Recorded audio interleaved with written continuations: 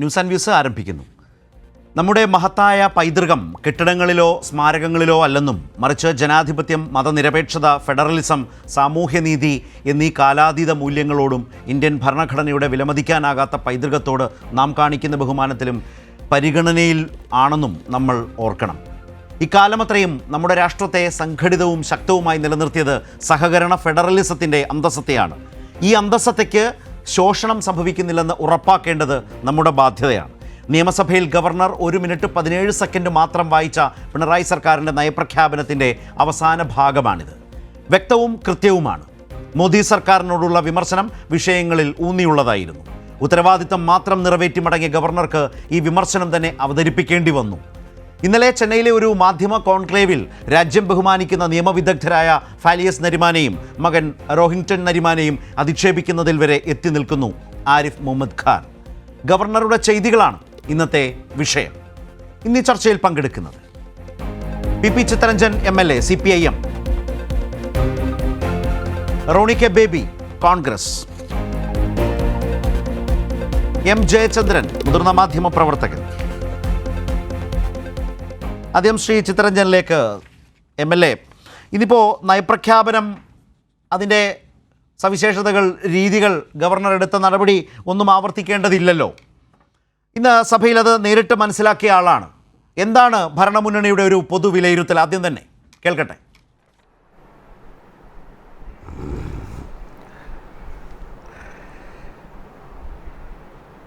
നയപ്രഖ്യാപന പ്രസംഗം എന്നുള്ളത് ഗവർണറുടെ ഭരണഘടനാപരമായ ഉത്തരവാദിത്വമാണ്, ചുമതലയാണ്.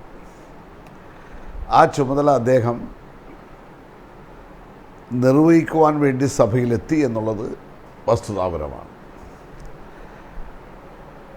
അദ്ദേഹം അതിൽ എത്ര സമയം ചെലവഴിച്ചു എന്നുള്ളതും എന്തെല്ലാം വായിച്ചു എന്നുള്ളതെല്ലാമാണല്ലോ ഇന്നത്തെ ചർച്ചാ വിഷയം. മൊത്തം വായിക്കണമെന്നൊന്നുമില്ല. അദ്ദേഹത്തെ സംബന്ധിച്ചിടത്തോളം നമുക്കറിയാമല്ലോ, അദ്ദേഹത്തിൻ്റെ ആരോഗ്യ പ്രശ്നമുണ്ടോ എന്ന് ഞങ്ങൾക്ക് അറിഞ്ഞുകൂടാ. കാരണം പ്രായാധിക്യം മൂലം ഒരു പക്ഷേ അദ്ദേഹത്തിന് മൊത്തം വായിക്കാൻ കഴിയാത്ത അവസ്ഥ ഉണ്ടാകാം. അല്ല, ഗവർണർക്ക് അങ്ങനെ ഒരു ആരോഗ്യ പ്രശ്നമുള്ളതായിട്ട് അതാണോ എന്നുള്ളതാണ് ഞങ്ങൾ സംശയിക്കുന്നത്. കാരണം അദ്ദേഹം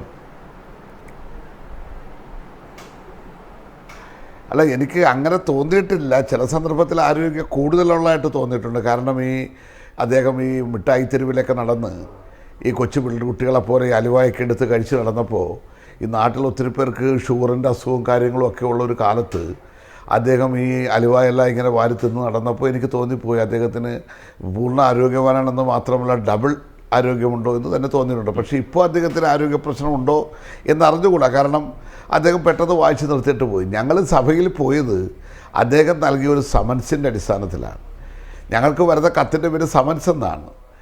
അത് ഈ പുതിയ വർഷത്തെ നയം പ്രഖ്യാപിക്കുന്നതിന് വേണ്ടി ഗവർണർ വിളിച്ചിരിക്കുകയാണ്. ആ വിളിച്ച ഞങ്ങളെ അദ്ദേഹം 1 മിനിറ്റ് 6 സെക്കൻഡ് കൊണ്ട് സംതൃപ്തരാക്കി അദ്ദേഹം തിരിച്ചു പോവുകയാണ് ഉണ്ടായിട്ടുള്ളത്. അപ്പം ഗവർണറെ സംബന്ധിച്ചിടത്തോളം അദ്ദേഹത്തിൻ്റെ ചെയ്തി കേരളീയ സമൂഹം വിലയിരുത്തുക എന്നുള്ളതല്ലാതെ മറ്റൊരു മാർഗവും നമുക്കില്ല. ഇവിടെ നമ്മൾ കാണേണ്ട ഒരു പ്രധാനപ്പെട്ട പ്രശ്നം, ഈ ആർട്ടിക്കിൾ 153 മുതൽ ഇങ്ങോട്ട് നമ്മൾ എടുത്താൽ 157 വരുമ്പോൾ ഗവർണർമാരായി നിയമിക്കുന്നതിനുള്ള യോഗ്യതകളെക്കുറിച്ച് പറഞ്ഞിട്ടുണ്ട്. അതിനകത്ത് പറഞ്ഞിട്ടുള്ളത് 35 വയസ്സ് തികയാത്ത ഇന്ത്യൻ പൗരനല്ലാതെ ഒരു വ്യക്തിക്കും ഗവർണറായി നിയമനത്തിന് അർഹതയില്ല. 158 പറയുന്ന ഗവർണറുടെ ഓഫീസിൻ്റെ വ്യവസ്ഥകളാണ്. അങ്ങനെ ഇതിനെ കുറ്റി പറഞ്ഞതിന് ശേഷം ഇങ്ങോട്ട് വരുമ്പോൾ ഗവർണറുടെ ശമ്പളം, അലവൻസുകൾ ഇതെല്ലാം പറഞ്ഞിട്ടുണ്ട്. എന്നാൽ ആർട്ടിക്കിൾ 157 പ്രകാരം ഗവർണറുടെ യോഗ്യതകളിൽ സ്ഥിരബുദ്ധിയുള്ള ആളാകണം എന്നത് പ്രത്യേകമായി പറഞ്ഞിട്ടില്ല. എന്നാൽ മറ്റ് പദവികൾക്ക് നമ്മൾ വായിച്ചാൽ അൺസൗണ്ട് മൈൻഡുള്ള ആളാകരുത് എന്ന് പ്രത്യേകം പറഞ്ഞിട്ടുമുണ്ട്. ഇതെന്താ സംഭവിച്ചിരിക്കണമെന്ന് എനിക്കറിഞ്ഞുകൂടാ. ഇത് കൃത്യമായി ഈ 157 പ്രകാരം ഇങ്ങനെ പറഞ്ഞിട്ടില്ലാത്തത് കൊണ്ട് വലതും അദ്ദേഹം പ്രവർത്തിച്ചുകൊണ്ടിരിക്കുകയാണോ എന്നുള്ളത് അറിഞ്ഞുകൂടാ. എന്തായാലും കേരളത്തെ സംബന്ധിച്ചിടത്തോളം ഈ ആരിഫ് മുഹമ്മദ് ഖാൻ എന്ന് പറയുന്ന വ്യക്തി ഈ കേരളത്തിനൊരു ബാധ്യതയാണ് എന്നുള്ളത് ജനങ്ങളെല്ലാവരും അംഗീകരിക്കുമെന്ന് എനിക്ക് തോന്നുന്നു. അതിനേക്കാൾ അപ്പുറം അദ്ദേഹം ഇന്ന് തൻ്റെ രാഷ്ട്രീയ യജമാനന്മാരെ സംതൃപ്തരാക്കാൻ വേണ്ടി അദ്ദേഹം കടിച്ചുകൊണ്ടിരിക്കുന്ന ഈ നാടകം, അതാണ് ഇന്നും നമ്മുടെ നിയമസഭയിൽ അരങ്ങേറിയിട്ടുള്ളത്. അപ്പോൾ ഈ ഇതുമായി ബന്ധപ്പെട്ടുകൊണ്ട് ഇതിനു മുമ്പ് 1982 ആണ് ഒരു സംഭവം ഉണ്ടായിട്ടുള്ളത്. അത് ശ്രീമതി ജ്യോതി വെങ്കടാചലം അവർ അന്നത്തെ കാലഘട്ടത്തിൽ ഒരു നയപ്രഖ്യാപന പ്രസംഗം നടത്തി. ആ നയപ്രഖ്യാപന പ്രസംഗം ചരിത്രത്തിൻ്റെ ഭാഗമാണ്. അവർ 6 മിനിറ്റാണെന്ന് ചെലവഴിച്ചത്. 6 മിനിറ്റ് അവർ ചെലവഴിച്ച് അവർ അവസാനിപ്പിച്ചു. ആ നയപ്രഖ്യാപനം അത് പാസ്സാക്കിയതാണ് കേരളത്തിൻ്റെ ചരിത്രത്തിൽ. അന്നത്തെ സ്പീക്കറായിരുന്ന ബഹുമാനപ്പെട്ട പരേതനായ ശ്രീ AC ജോസ് അദ്ദേഹം കാസർഗോട്ടിന്നാണ് അത് പാസ്സാക്കി. അങ്ങനെയൊക്കെയുള്ള ചരിത്രമുണ്ട് കേരള നിയമസഭയ്ക്ക്. എന്നാൽ ഇത് ഏറ്റവും കുറഞ്ഞ ദൈർഘ്യം 1 മിനിറ്റ് എന്നുള്ള നിലയിലേക്കുള്ള ദൈർഘ്യമാണ് അദ്ദേഹം എടുത്തിട്ടുള്ളത്. തൻ്റെ ഭരണഘടനാപരമായിട്ടുള്ള ചുമതല നിറവേറ്റിയെന്ന് ചോദിച്ചാൽ അദ്ദേഹം നിറവേറ്റി. എന്നാൽ അതിനേക്കാൾ അപ്പുറത്തേക്ക് അദ്ദേഹം പിന്നെ ഇവിടെ നമ്മൾ ആരിഫ് മുഹമ്മദ് ഖാൻ എന്നുള്ള വ്യക്തി അദ്ദേഹം തന്നെ വായിക്കണം എന്നുള്ള ഒരു താല്പര്യവും ഈ ഗവൺമെൻറ്റില്ല. പക്ഷേ എന്താ, അദ്ദേഹം ഏറ്റവും യോഗ്യനായതുകൊണ്ടാണോ? ഇന്ന് ഭൂമുഖത്ത് ജീവിച്ചിരിക്കുന്നതിൽ ഏറ്റവും കഴിവുള്ളതും യോഗ്യനുമായിട്ടുള്ള ആളാണ് ആരിഫ് മുഹമ്മദ് ഖാൻ എന്നുള്ളത് കൊണ്ടല്ലല്ലോ. ഭരണഘടനയിൽ ഈ ചുമതല നിർവഹിക്കേണ്ടത് ഗവർണറാണ് എന്ന് രേഖപ്പെടുത്തിയിരിക്കുന്നത് കൊണ്ട് മാത്രമാണ് ശ്രീ ആരിഫ് മുഹമ്മദ് ഖാൻ ഇതിനകത്തിരുന്നുകൊണ്ട് ഈ ചുമതല നിർവഹിക്കുന്നത്. അപ്പോൾ അദ്ദേഹത്തിന് ഈ ഇന്ത്യൻ ഭരണഘടനയോട് ജനാധിപത്യത്വം അദ്ദേഹത്തെ സംബന്ധിച്ചിടത്തോളം ചിലപ്പോൾ ഈ കുട്ടികളുടെ കളി പോലെ ആയിരിക്കാം. ഈ ഉത്സവപ്പറമ്പിൽ ചെന്നിട്ട് ബലൂണിന് വേണ്ടിയും ഊത്തിന് വേണ്ടിയുമൊക്കെ വഴക്കിടുകയും തർക്കിക്കുകയൊക്കെ ചെയ്യുന്ന ഒരു സ്വഭാവം ഉണ്ടല്ലോ. അതുപോലെയാണ് അദ്ദേഹം ഇപ്പോൾ. ഞാൻ ആദ്യം അതുകൊണ്ടാണ് പറഞ്ഞത്, അദ്ദേഹത്തിൻ്റെ പ്രായം കൊണ്ട് അദ്ദേഹത്തിന് എന്താണ് സംഭവിച്ചതെന്ന് അറിഞ്ഞുകൂടാ. കാരണം ഈ SFIയുടെ വിദ്യാർത്ഥികളുടെ നേരെയെല്ലാം അവരുടെ ബാനർ അഴിപ്പിക്കാൻ വേണ്ടിയും ക്യാമ്പസിലൊക്കെ അദ്ദേഹം കറങ്ങിടന്ന് ഉണ്ടാക്കിയിട്ടുള്ള ആ ബഹളങ്ങളും ഒക്കെ നമ്മൾ കാണുകയാണ്. അപ്പോൾ എന്താണ് സംഭവിച്ചിരിക്കുന്നത് എന്നതിനെ സംബന്ധിച്ച് വ്യക്തതയില്ല. ശരി, ഞാൻ ശ്രീ ചിത്തരഞ്ജൻ താങ്കളിലേക്ക് വരാം. ശ്രീ റോണി, ഗവർണർ അദ്ദേഹത്തിൽ നിക്ഷിപ്തമായ ഭരണഘടനാ ഉത്തരവാദിത്വം നിറവേറ്റി. അദ്ദേഹം ബജറ്റ് സമ്മേളനത്തിന് എത്തി. നയപ്രഖ്യാപന പ്രസംഗം ആ നിലയിൽ കേവലം 1 മിനിറ്റ് കൊണ്ട് അവതരിപ്പിച്ചു വെച്ചു. അതിനപ്പുറത്തേക്ക് അദ്ദേഹം വായിക്കേണ്ടതായിട്ടുള്ള കാര്യമൊന്നുമില്ല. കാരണം അതോടുകൂടി തന്നെ ആ നടപടിക്രമം പൂർത്തീകരിച്ചു. അപ്പോൾ അദ്ദേഹം പൂർണ്ണമായി വായിച്ചോ ഭാഗികമായി വായിച്ചോ എന്നൊക്കെയുള്ളത് അപ്രസക്തമാണ്. പക്ഷേ ഈ നടപടികളിലൂടെ ഗവർണറായിരിക്കുന്ന ആരിഫ് മുഹമ്മദ് ഖാൻ കേരള നിയമസഭയോട് കാട്ടുന്ന ഒരു സമീപനം എന്താണ്? അതിനെ പ്രതിപക്ഷം വിലയിരുത്തുന്നത് ഏത് തരത്തിലാണ്? ഗവർണർ അദ്ദേഹത്തിന്റെ ഭരണഘടനാപരമായ ഉത്തരവാദിത്വം നിറവേറ്റി അല്ലെങ്കിൽ നിർവഹിച്ചു എന്ന് നമുക്ക് എങ്ങനെ പറയാനായിട്ട് സാധിക്കും? ഇത് നിയമസഭയുടെ മുമ്പിൽ അദ്ദേഹം ഒരു മോക്കറി, പരസ്യമായി തന്നെ നിയമസഭയെ അപമാനിക്കലാണ്. കാരണം നമ്മുടെ കേരള നിയമസഭയുടെ ചരിത്രത്തിലോ അല്ലെ ഇന്ത്യയുടെ പാർലമെന്ററി ചരിത്രത്തിലോ ഇത്രയും ഹ്രസ്വമായ സമയത്ത് ഒരു നയപ്രഖ്യാപന പ്രസംഗം നടത്തിയ ഒരു പാരമ്പര്യമോ ഒരു ചരിത്രമോ നമ്മുടെ മുമ്പിലില്ല. ഒരു ഡസനോളം സംഭവങ്ങൾ നമുക്ക് ചൂണ്ടിക്കാണിക്കാൻ സാധിക്കും ഇതുപോലെ, അല്ലെങ്കിൽ 2-3 പാരഗ്രാഫ് ഒക്കെ വിട്ടുകൊണ്ട് നയപ്രഖ്യാപന പ്രസംഗം വായിച്ചത്. പക്ഷെ ഇതുപോലെ 1 മിനിറ്റും, കാരണം ഇത് ചരിത്രത്തിൽ രേഖപ്പെടുത്താൻ പോവുക, ഇന്ത്യയുടെ പാർലമെന്ററി ചരിത്രത്തില് 1 മിനിറ്റും 16 സെക്കൻഡും മാത്രം രേഖപ്പെടുത്തുന്ന ഒരു നയപ്രഖ്യാപന പ്രസംഗം, ഇതിനെ നമുക്ക് ഭരണഘടനാപരമായ ഉത്തരവാദിത്വം എന്ന് നമുക്ക് എങ്ങനെ വിളിക്കാൻ സാധിക്കും? ഞാൻ ഒരു ഉദാഹരണം ചൂണ്ടിക്കാണിച്ചോട്ടെ. തമിഴ്നാട്ടിൽ കഴിഞ്ഞ വർഷം തമിഴ്നാട് ഗവർണറായിരുന്ന RN രവി, അദ്ദേഹം ഏകദേശം ഒരു 1/4 മണിക്കൂറോളം നയപ്രഖ്യാപന പ്രസംഗം അദ്ദേഹം വായിച്ചു. കുറെ ഭാഗങ്ങൾ അദ്ദേഹം വിട്ടുകളഞ്ഞു. തമിഴ്നാട് നിയമസഭ എന്താ ചെയ്തറിയോ? തൊട്ടടുത്ത ദിവസം തമിഴ്നാട് നിയമസഭ കൂടി ഗവർണർക്കെതിരെ അവർ പ്രമേയം പാസ്സാക്കുകയും ചെയ്തു. ഇത് എന്ന് പറയുന്നത് വളരെ ശുദ്ധമായി അല്ലെങ്കിൽ വളരെ കൃത്യമായി പറഞ്ഞു കഴിഞ്ഞാൽ നമ്മുടെ നിയമസഭയെ അദ്ദേഹം അവഹേളിച്ചിരിക്കുകയാണ്, നിയമസഭയെ അദ്ദേഹം വെല്ലുവിളിച്ചിരിക്കുകയാണ്. കാരണം അദ്ദേഹത്തിന് അത്രമാത്രം അല്ലെങ്കിൽ നമുക്ക് പറഞ്ഞ് ഒഴിയാവുന്ന ഒന്ന്, അദ്ദേഹത്തിന് ആരോഗ്യ പ്രശ്നം ഉണ്ട് എന്നാണ്. അദ്ദേഹത്തിന് പ്രകടമായിട്ടുള്ള ഒരു ആരോഗ്യ പ്രശ്നമില്ല. അദ്ദേഹം കാറിൽ നിന്നും ചാടി ഇറങ്ങുന്നു, അദ്ദേഹത്തിനെതിരെ പ്രതിഷേധിക്കുന്നവരെ അദ്ദേഹം വെല്ലുവിളിക്കുന്നു, മിഠായി തെരുവിലൂടെ അദ്ദേഹം പരസ്യമായി അദ്ദേഹം ഒരു ചെറുപ്പക്കാരന്റെ ചുറുചുറുക്കോട് കൂടിയാണ് അദ്ദേഹം നടന്ന്. കാരണം അദ്ദേഹത്തിന്റെ പത്രസമ്മേളനങ്ങളൊക്കെ കണ്ടു കഴിഞ്ഞാൽ എത്ര ആവേശത്തോടുകൂടിയാണ്, എത്ര അതിൻ്റെ അകത്തൊന്നും അദ്ദേഹത്തിന്റെ പത്രസമ്മേളനങ്ങൾ അദ്ദേഹം ടു ദ പോയിന്റ് അല്ല സംസാരിക്കുന്നത്. ഇതൊക്കെ നമ്മൾ കേട്ടിട്ടുള്ളവർക്കറിയാം. മാധ്യമങ്ങളെ അദ്ദേഹം അഭിസംബോധന ചെയ്യുമ്പോൾ വലിയ ആവേശത്തോടെ 1/2 മണിക്കൂറാണ് ഒരു പോയിന്റ് എക്സ്പ്ലെയിൻ ചെയ്യാൻ വേണ്ടി 1/2 മണിക്കൂർ സമയമാണ് അദ്ദേഹം സ്പെൻഡ് ചെയ്യുന്നത്. അദ്ദേഹം വന്ന് 1 മിനിറ്റ്, കാരണം അദ്ദേഹം വളരെ ബോധപൂർവം തന്നെയാണ്, അദ്ദേഹം അത്രമാത്രം വിലയെ ഈ സർക്കാരിന് കൽപ്പിക്കുന്നുള്ളൂ, അദ്ദേഹം അത്രമാത്രം വിലയെ ഈ നിയമസഭയ്ക്ക് കൽപ്പിക്കുന്നുള്ളൂ. ഒരു കൃത്യമായിട്ടുള്ള ഒരു ഏകാധിപതിയുടെ ശരീരഭാഷ എന്നോട് ആരും ചോദിക്കാനില്ല, എന്നെ ആരും വെല്ലുവിളിക്കാനില്ല. എന്റെ പിന്നിൽ കേന്ദ്ര സർക്കാരുണ്ട്, എന്റെ പിന്നിൽ ഡൽഹി ഭരിക്കുന്ന ഭരണകൂടത്തിന്റെ ശക്തമായ പിന്തുണ എനിക്കുണ്ട്. അതുകൊണ്ട് ഞാൻ എന്ത് ജനാധിപത്യവിരുദ്ധമായ എന്ത് കാര്യം അദ്ദേഹത്തിന് ജനാധിപത്യത്തോട് ഞാൻ കൃത്യമായി ഈ പ്ലാറ്റ്ഫോമിൽ നിന്നുകൊണ്ട് പറയട്ടെ, ജനാധിപത്യത്തോട്. കാരണം അദ്ദേഹം ഇരിക്കുന്ന പദവിയുടെ ഒരു മഹത്വം അദ്ദേഹം മനസ്സിലാക്കണം. അദ്ദേഹം കേരള ഗവർണർ എന്ന് പറഞ്ഞാൽ ഹെഡ് ഓഫ് ദ സ്റ്റേറ്റ് ആണ്. ഹെഡ് ഓഫ് ദ സ്റ്റേറ്റ് ആയിട്ടുള്ള അദ്ദേഹം 3.5 കോടി ജനങ്ങളെ റെപ്രസെന്റ് ചെയ്യുന്ന MLA അടങ്ങുന്ന ഗവൺമെന്റ് അടങ്ങുന്ന തെരഞ്ഞെടുക്കപ്പെട്ട ഗവൺമെന്റ്, മുഖ്യമന്ത്രി പിണറായി വിജയനും മന്ത്രിമാരും, നമ്മുടെ അതായത് രാഷ്ട്രീയപരമായി നമുക്ക് വിയോജിപ്പുണ്ടെങ്കിലും മുഖ്യമന്ത്രി എന്ന് പറയുന്നത് കേരളത്തിന്റെ മുഖ്യമന്ത്രിയാ, ഞങ്ങളുടെ മുഖ്യമന്ത്രി, എല്ലാവരുടെയും മുഖ്യമന്ത്രിയാ. ആ തെരഞ്ഞെടുക്കപ്പെട്ട ഭരണകൂടത്തിന്റെ മുമ്പിൽ നിന്നുകൊണ്ട് 1 മിനിറ്റ് മാത്രം നയപ്രഖ്യാപന പ്രസംഗം നടത്തിയിട്ട് അദ്ദേഹം കടന്നു പോകുമ്പോൾ അദ്ദേഹം പറയുന്നത് ഇത്രയൊക്കെ വിലയെ ഞാൻ നിങ്ങൾക്ക് നൽകുന്നുള്ളൂ എന്നാണ്. പക്ഷെ അതിനേക്കാൾ ഞാൻ ഒരുപാട് ഉദാഹരണം മുമ്പിലേക്ക് പെട്ടെന്ന് ഓടി വരിക. ഇടതുപക്ഷം ഇതിനു മുമ്പ് കേരളം ഭരിച്ചിരുന്ന സാഹചര്യം, അത് 58-ലെ EM ശങ്കരൻ മിനിസ്ട്രിയുടെ കാലം മുതൽ എത്രയോ തവണ ഇടതുപക്ഷം ഭരിച്ചപ്പോഴൊക്കെ ഗവർണർമാരുമായി ഏറ്റുമുട്ടൽ ഉണ്ടായിട്ടുണ്ട്. ഏതെങ്കിലും ഒരു ഗവർണർ ഇതുപോലെയുള്ള ഒരു രീതി ഈ കേരളത്തിൽ ഒന്ന് കാണിച്ചിട്ടുണ്ടോ? ഒന്നാം EM ശങ്കരൻ നമ്പൂതിരിപ്പാട് മന്ത്രിസഭയെ പിരിച്ചുവിട്ട രാമകൃഷ്ണ റാവു എന്നൊരു ഗവർണർ 59 കാലഘട്ടത്തില്, അതുപോലെ രണ്ടാം EM ശങ്കരൻ നമ്പൂതിരിപ്പാട് മന്ത്രിസഭയുടെ കാലത്തുണ്ടായിരുന്ന B വിശ്വനാഥൻ എന്ന് പറയുന്ന ഗവർണർ 80-81 ഇവിടെ ബഹുമാനപ്പെട്ട MLA ചൂണ്ടിക്കാണിക്കുന്നുണ്ട്, ജ്യോതി വെങ്കടചലം എന്ന് പറയുന്ന MLA, രാം ദുലാരി സിൻഹ എന്ന് പറയുന്നത്, ഇവരൊക്കെ ഇടതുപക്ഷം LDF കേരളം ഭരിച്ചപ്പോൾ, CPM കേരളം ഭരിച്ചപ്പോൾ ഇവരൊക്കെ ആയിട്ട് അഭിപ്രായ വ്യത്യാസം ഉണ്ടായിരുന്ന ഗവർണർമാർക്ക്. പക്ഷെ അവരാരും അവരുടെ ഒരു ഭരണഘടനാപരമായ ഉത്തരവാദിത്വം ഇത്രമാത്രം മോശമായ രീതിയിൽ അവര് ആരും പെരുമാറിയിട്ടില്ല. പക്ഷെ ഏറ്റവും വേദനാജനകമായ ഒരു കാര്യം ഞാൻ പറഞ്ഞുകൊള്ളട്ടെ, ഏറ്റവും വേദനാജനകമായ ഒരു കാര്യം, ഇത് കഴിഞ്ഞ ഉടനെ LDF-ന്റെ നിയമസഭാ കക്ഷി യോഗം AKG സെന്ററിൽ കൂടി. എന്താണ് അവിടെ നിന്ന് വന്ന പ്രതികരണം? അതാണ് നമ്മളെ ഏറ്റവും വിഷമിപ്പിക്കുന്നത്. ഗവർണർ അദ്ദേഹത്തിന്റെ ഭരണഘടനാപരമായ ഉത്തരവാദിത്വം നിറവേറ്റി എന്നാണ് മുഖ്യമന്ത്രി അടക്കം മന്ത്രിമാരടക്കം ഉള്ള ആളുകൾ പറഞ്ഞത്. ഇപ്പോൾ വളരെ കൃത്യമായി തന്നെ കേരളത്തിൽ ഇപ്പോൾ ഉയർത്തിക്കൊണ്ടുവരുന്ന ഒരു രാഷ്ട്രീയമുണ്ട് ഇടതുപക്ഷം. എന്താണ്? ഈ പറഞ്ഞ ഗവർണർ ഉൾപ്പെടെ കേന്ദ്ര സർക്കാർ ഉൾപ്പെടെ കേരളത്തോട് അവഗണന കാണിക്കുന്നു, കേരളത്തിൽ വന്നുകൊണ്ട് ഏകാധിപത്യ പ്രവണതകൾ കാണിക്കുന്നു, ഗവർണർ കേന്ദ്ര സർക്കാരിന്റെ ചട്ടകമായി നിന്നുകൊണ്ട് കേന്ദ്ര സർക്കാരിന്റെ രാഷ്ട്രീയത്തിന്റെ ഉപകരണമായി നിന്നുകൊണ്ട് കേരളത്തിൽ പ്രവർത്തിക്കുന്നു. അപ്പോൾ സ്വാഭാവികമായിട്ടും നമ്മൾ എന്ത് നിലപാടാണ് എടുക്കേണ്ടത്? സ്വാഭാവികമായിട്ടും നമ്മൾ മറ്റ് സംസ്ഥാനങ്ങളുടെ ഉദാഹരണങ്ങൾ നമ്മുടെ മുമ്പിലുണ്ട്. പ്രതിപക്ഷം ഭരിക്കുന്ന മറ്റ് സംസ്ഥാനങ്ങളിൽ ഗവർണർമാർ പെരുമാറുമ്പോൾ എങ്ങനെയാണ് അവിടുത്തെ ഭരണകൂടങ്ങൾ ആ ഗവർണറുടെ നിലപാടിനോട് പ്രതികരിച്ചത്? പക്ഷെ അതിന് സമാനമായിട്ടുള്ള ഒരു പ്രതികരണം ഉണ്ടായില്ല എന്നത് കേരളത്തിലെ ജനാധിപത്യ വിശ്വാസികൾ വളരെ വിഷമത്തോടെ.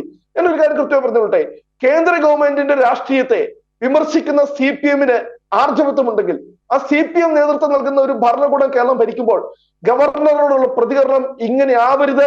നിങ്ങൾ ശക്തമായി ഗവർണറെ വിമർശിച്ചെങ്കിൽ, ഗവർണറെ നിങ്ങൾ പ്രതിഷേധം അറിയിച്ചെങ്കിൽ ഈ കേരള സംസ്ഥാനത്തെ പ്രതിപക്ഷം നിങ്ങളുടെ ഒപ്പം നിൽക്കുമായിരുന്നു. പക്ഷെ അതിനൊരു സാഹചര്യം LDF ഉണ്ടാക്കിയില്ല എന്ന് പക്ഷെ അതിന്റെ പിന്നിലുള്ള അന്തർനാടകങ്ങൾ എന്താണെന്നും അന്തർധാരകൾ എന്താണെന്നും വളരെ കൃത്യമായി തന്നെ കേരളത്തിന്റെ സമൂഹം ചർച്ച ചെയ്യേണ്ടതുണ്ട് എന്നുകൂടി ഇവിടെ സൂചിപ്പിക്കാൻ വേണ്ടി ആഗ്രഹിക്കുക. ഇവിടെ ഞാൻ ശ്രീ ചിത്രഞ്ജനിലേക്ക് വരുന്നതിന് മുമ്പ് ശ്രീ ജയചന്ദ്രനിലേക്ക് കൂടി പോകാം. ശ്രീ ജയചന്ദ്രൻ, ഈ വിഷയത്തിൽ ഇപ്പോൾ റോണി കോൺഗ്രസ് പ്രതിനിധി പറഞ്ഞു നിർത്തിയിടത്ത് നിന്ന്, അതായത് നിയമസഭയോടുള്ള ഒരു അനാദരവിൻ്റെ പ്രശ്നം ഇന്നത്തെ ഈ സമീപനങ്ങളിലുണ്ട് എന്നുള്ളതാണ്. അത് ഗൗരവമുള്ള ഒരു വിഷയമായി തന്നെ പരിഗണിക്കേണ്ടതാണോ? ഏറ്റവും ഹ്രസ്വമായ ചരിത്രത്തിൽ തന്നെ ഇടം പിടിക്കും വിധം, അദ്ദേഹം അങ്ങനെയാണ് അതിനെ പറഞ്ഞു വെച്ചത്, ഇടം പിടിക്കും വിധമാണ് അതിനെ ചുരുക്കി അദ്ദേഹം 1 മിനിറ്റിലേക്ക് ഒതുക്കിയെടുത്തത്. അദ്ദേഹത്തിൻ്റെ ഉത്തരവാദിത്തം നിറവേറ്റുക എന്നതിനപ്പുറത്തേക്ക് ഒരു താല്പര്യവും ആ നിയമസഭയോടോ ആ നിയമസഭാ സാമാജികരോടോ ഇല്ല എന്ന നിലയിൽ തന്നെയാണ് അദ്ദേഹത്തിൻ്റെ പെരുമാറ്റം ഉണ്ടായിട്ടുള്ളത്. വ്യക്തിപരമായി ഈ കാലയളവിലൊക്കെ ആരിഫ് മുഹമ്മദ് ഖാൻ എന്ന ഗവർണർ പെരുമാറുന്ന രീതിയെക്കുറിച്ച് ശ്രീ ചിത്രഞ്ജനും സംസാരിക്കുകയുണ്ടായി.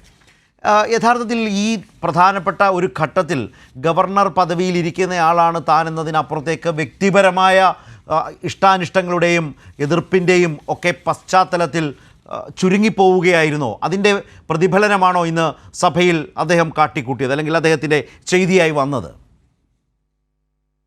ശരത്ത്, അങ്ങനെയല്ല. നമ്മൾ ഈ വിഷയത്തിനെ ഈ പറഞ്ഞ രൂപത്തിൽ കാണുന്നതിനല്ല എനിക്ക് താല്പര്യമുള്ളത്. ഞാൻ അതിന് താല്പര്യപ്പെടുന്നുമില്ല. കാരണം ഇന്നത്തെ 63 പേജുള്ള ഗവർണറുടെ പ്രസംഗം പുസ്തക രൂപത്തിൽ ഇന്ന് തന്നെ അവിടെ വിതരണം ചെയ്തു. ഞാനും ഉണ്ടായിരുന്നല്ലോ അവിടെ. അത് എൻ്റെ കയ്യിലുണ്ട്. അതിൽ ഞാൻ 13-ാം പേജ് അത് വായിക്കേണ്ടതുണ്ട് എന്നുള്ളതുകൊണ്ടാണ് ഞാനിവിടെ വായിക്കുന്നത്. 25-ാമത്തെ പോയിന്റാണ്, എൻ്റെ സർക്കാർ ഒരു വശത്ത് സാമ്പത്തിക അച്ചടക്കം പാലിക്കുന്നതിലും മറുവശത്ത് അധിക ആഭ്യന്തര വരുമാനം സമാഹരിക്കുന്നതിലും ശ്രദ്ധ പതിപ്പിച്ചിട്ടുണ്ട്. എൻ്റെ സർക്കാർ 2022-23 തനത് നികുതി വരുമാനം 71,968 കോടി രൂപയായി വിജയകരമായ നിലയിലേക്ക് ഉയർത്തിക്കൊണ്ട് മുൻ വർഷത്തെ അപേക്ഷിച്ച് ഏകദേശം 13,600 കോടി രൂപയുടെ അല്ലെങ്കിൽ 23.4% വർധനവ് രേഖപ്പെടുത്തിയിട്ടുണ്ട്. റിസർവ് ബാങ്ക് ഓഫ് ഇന്ത്യയുടെ കണക്കനുസരിച്ച് റവന്യൂ വരുമാന സമാഹരണ പ്രവർത്തനങ്ങളിൽ ഏറ്റവും മികച്ച പ്രകടനം കാഴ്ചവെച്ച സംസ്ഥാനമാണ് കേരളം. കേരളത്തിന് മദ്യത്തിൽ നിന്ന് ലഭിക്കുന്ന തനത് നികുതി വരുമാനം 3.7%. മറ്റ് സംസ്ഥാനങ്ങളെക്കാൾ ഏറ്റവും കുറഞ്ഞ നിരക്കും മറ്റ് സംസ്ഥാനങ്ങളുമായി താരതമ്യം ചെയ്യുമ്പോൾ അവിടെ മറ്റ് സംസ്ഥാനങ്ങളിൽ വളരെ ഉയർന്ന നിരക്കായി 22% ഈ സാഹചര്യത്തിൽ ശ്രദ്ധേയമാണ്. ഇങ്ങനെ നിരവധി പ്രധാനപ്പെട്ട കാര്യങ്ങൾ ഈ സംസ്ഥാനവുമായി ബന്ധപ്പെട്ട കാര്യങ്ങൾ ഈ ഗവർണറുടെ നയപ്രഖ്യാപന പ്രസംഗത്തിലുണ്ട്. അദ്ദേഹം 1 മിനിറ്റ് വായിച്ചോ 1 സെക്കൻഡ് വായിച്ചോ എന്നുള്ളതല്ല ഇവിടുത്തെ പ്രധാനപ്പെട്ട പ്രശ്നം. അതിനെ അങ്ങനെ ഈ വിഷയമായി ലഘൂകരിക്കുന്നത് മറ്റ് രാഷ്ട്രീയ ലക്ഷ്യങ്ങളോടെയാണ് എന്ന് എനിക്ക് ഇവിടെ പറയാൻ കഴിയൂ. കാരണം ഈ ഗവർണറുടെ നയപ്രഖ്യാപന പ്രസംഗം കേരള നിയമസഭയിൽ 2024 അവതരിപ്പിച്ചില്ല എന്ന് ഭാവിയിൽ ഒരു കാലത്തും ഒരാൾക്കും പറയാൻ കഴിയില്ല. കാരണം അദ്ദേഹം അത് അവതരിപ്പിച്ചു.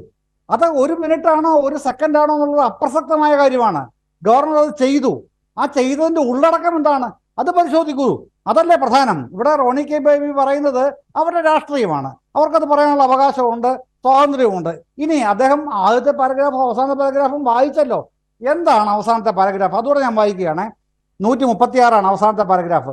നമ്മുടെ മഹത്തായ പൈതൃകം കെട്ടിടങ്ങളിലോ സ്മാരകങ്ങളിലോ അല്ല എന്നും മറിച്ച് ജനാധിപത്യം, മതനിരപേക്ഷത, ഫെഡറലിസം, സാമൂഹ്യനീതി എന്നീ കാലാതീത മൂല്യങ്ങളോടും ഇന്ത്യൻ ഭരണഘടനയുടെ വിലമതിക്കാനാകാത്ത പൈതൃകത്തോട് നാം കാണിക്കുന്ന ബഹുമാനത്തിലും പരിഗണനയിലുമാണെന്നും നമുക്ക് ഓർക്കാം. ഇക്കാലം അത്രയും നമ്മുടെ രാഷ്ട്രത്തെ സംഘടിതവും ശക്തവുമായി നിലനിർത്തിയത് സഹകരണ ഫെഡറലിസത്തിന്റെ അന്തസത്തയാണ്. ഈ അന്തസത്തയ്ക്ക് ശോഷണം സംഭവിക്കുന്നില്ല എന്ന് ഉറപ്പാക്കേണ്ടത് നമ്മുടെ ബാധ്യതയാണ്. വൈവിധ്യവും വർണ്ണാഭവുമായ ഈ രാഷ്ട്രത്തിന്റെ ഭാഗം എന്ന നിലയിൽ നാം ഒത്തൊരുമിച്ച് നമ്മുടെ പന്ഥാവിലുള്ള എല്ലാ വെല്ലുവിളിയും അതിജീവിച്ചുകൊണ്ട് സമഗ്രമായ വളർച്ചയുടെയും ഉത്തരവാദിത്വമുള്ള പ്രതിരോധ ശേഷിയുടെയും വർണ്ണ കമ്പളം നെയ്തെടുക്കും. ജയ് ഹിന്ദ്. ഇതാണ് അദ്ദേഹം വായിച്ചു നിർത്തിയത്. എന്നിട്ടാണ് പോകുന്നത്. എന്നിട്ടാണ് ഇവിടെ റോണി കെ ബേബി ഉള്ളവർ പറയുന്നത് നിയമസഭയെ അവഹേളിച്ചു, കേരളത്തെ അവഹേളിച്ചു. അങ്ങനെയൊക്കെ രാഷ്ട്രീയമായി വിലയിരുത്താൻ അദ്ദേഹത്തിന് അവകാശം ഞാൻ ചോദ്യം ചെയ്യാൻ വരുന്നില്ല.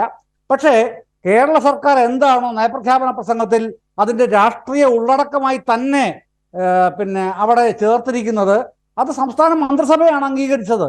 അത് അതേപോലെ തന്നെ സംസ്ഥാന ഗവർണർ ശ്രീ ആരിഫ് മുഹമ്മദ് ഖാൻ ഇന്ന് നിയമസഭയിൽ വായിച്ചിരിക്കുന്നു. അത് രേഖപ്പെടുത്തപ്പെട്ടിരിക്കുന്നു.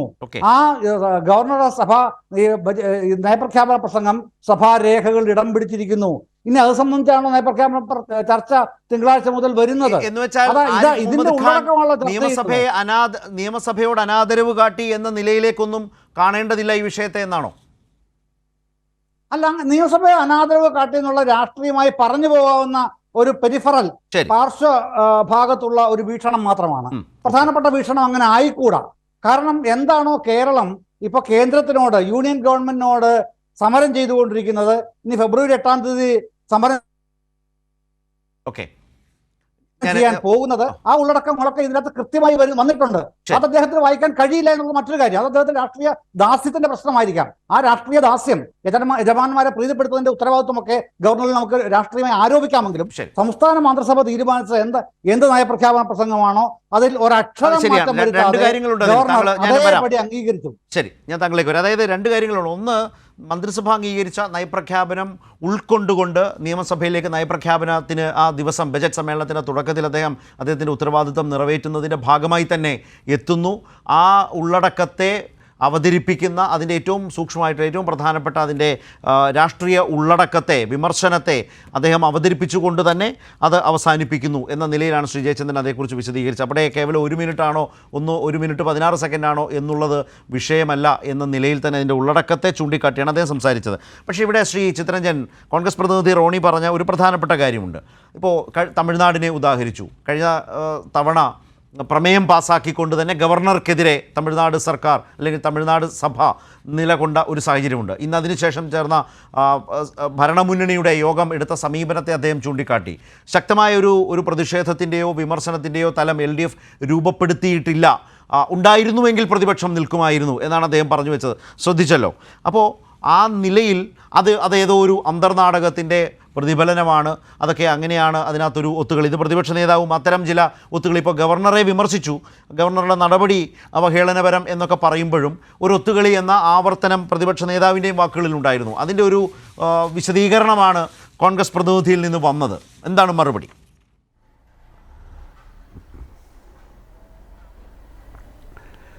ഇതേ ആരിഫ് മുഹമ്മദ് ഖാൻ 2020 ശരത്ത് ഓർക്കുന്നുണ്ടായിരിക്കും, പൗരത്വ ഭേദഗതിയുമായി ബന്ധപ്പെട്ട ആ നിയമം, അത് നയപ്രഖ്യാപന പ്രസംഗത്തിൽ നമ്മൾ ചേർത്തിരുന്നത് ആ പരാമർശം ഒഴിവാക്കിയില്ലെങ്കിൽ താൻ സഭയിൽ വരില്ല, സഭയെ അഭിസംബോധന ചെയ്യില്ല എന്ന് അദ്ദേഹം പ്രഖ്യാപിച്ചിരുന്നു.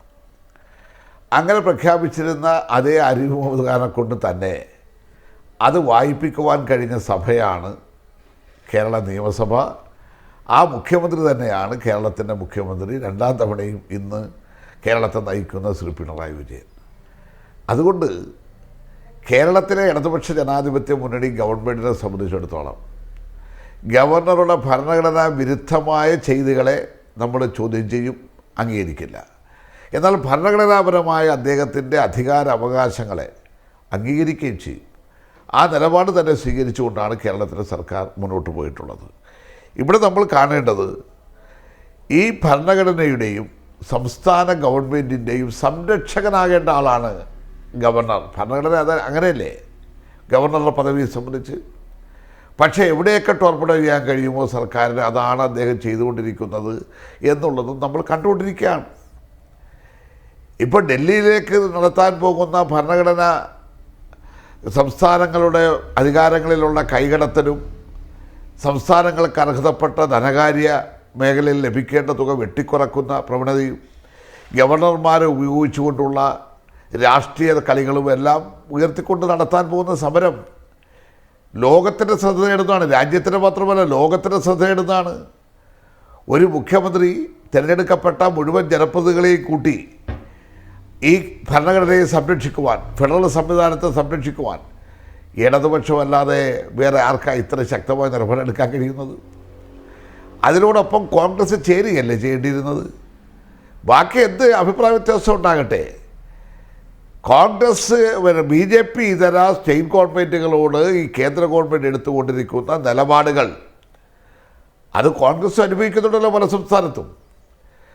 അപ്പോൾ അത്തരം സാഹചര്യങ്ങളിൽ ഒന്നിച്ചു നിൽക്കേണ്ട പ്രതിപക്ഷം അവിടെയും രാഷ്ട്രീയമായി തങ്ങൾക്ക് എന്തെങ്കിലും ഗുണം കിട്ടുവാൻ കഴിയുമോ അവർ നോക്കുന്നത്.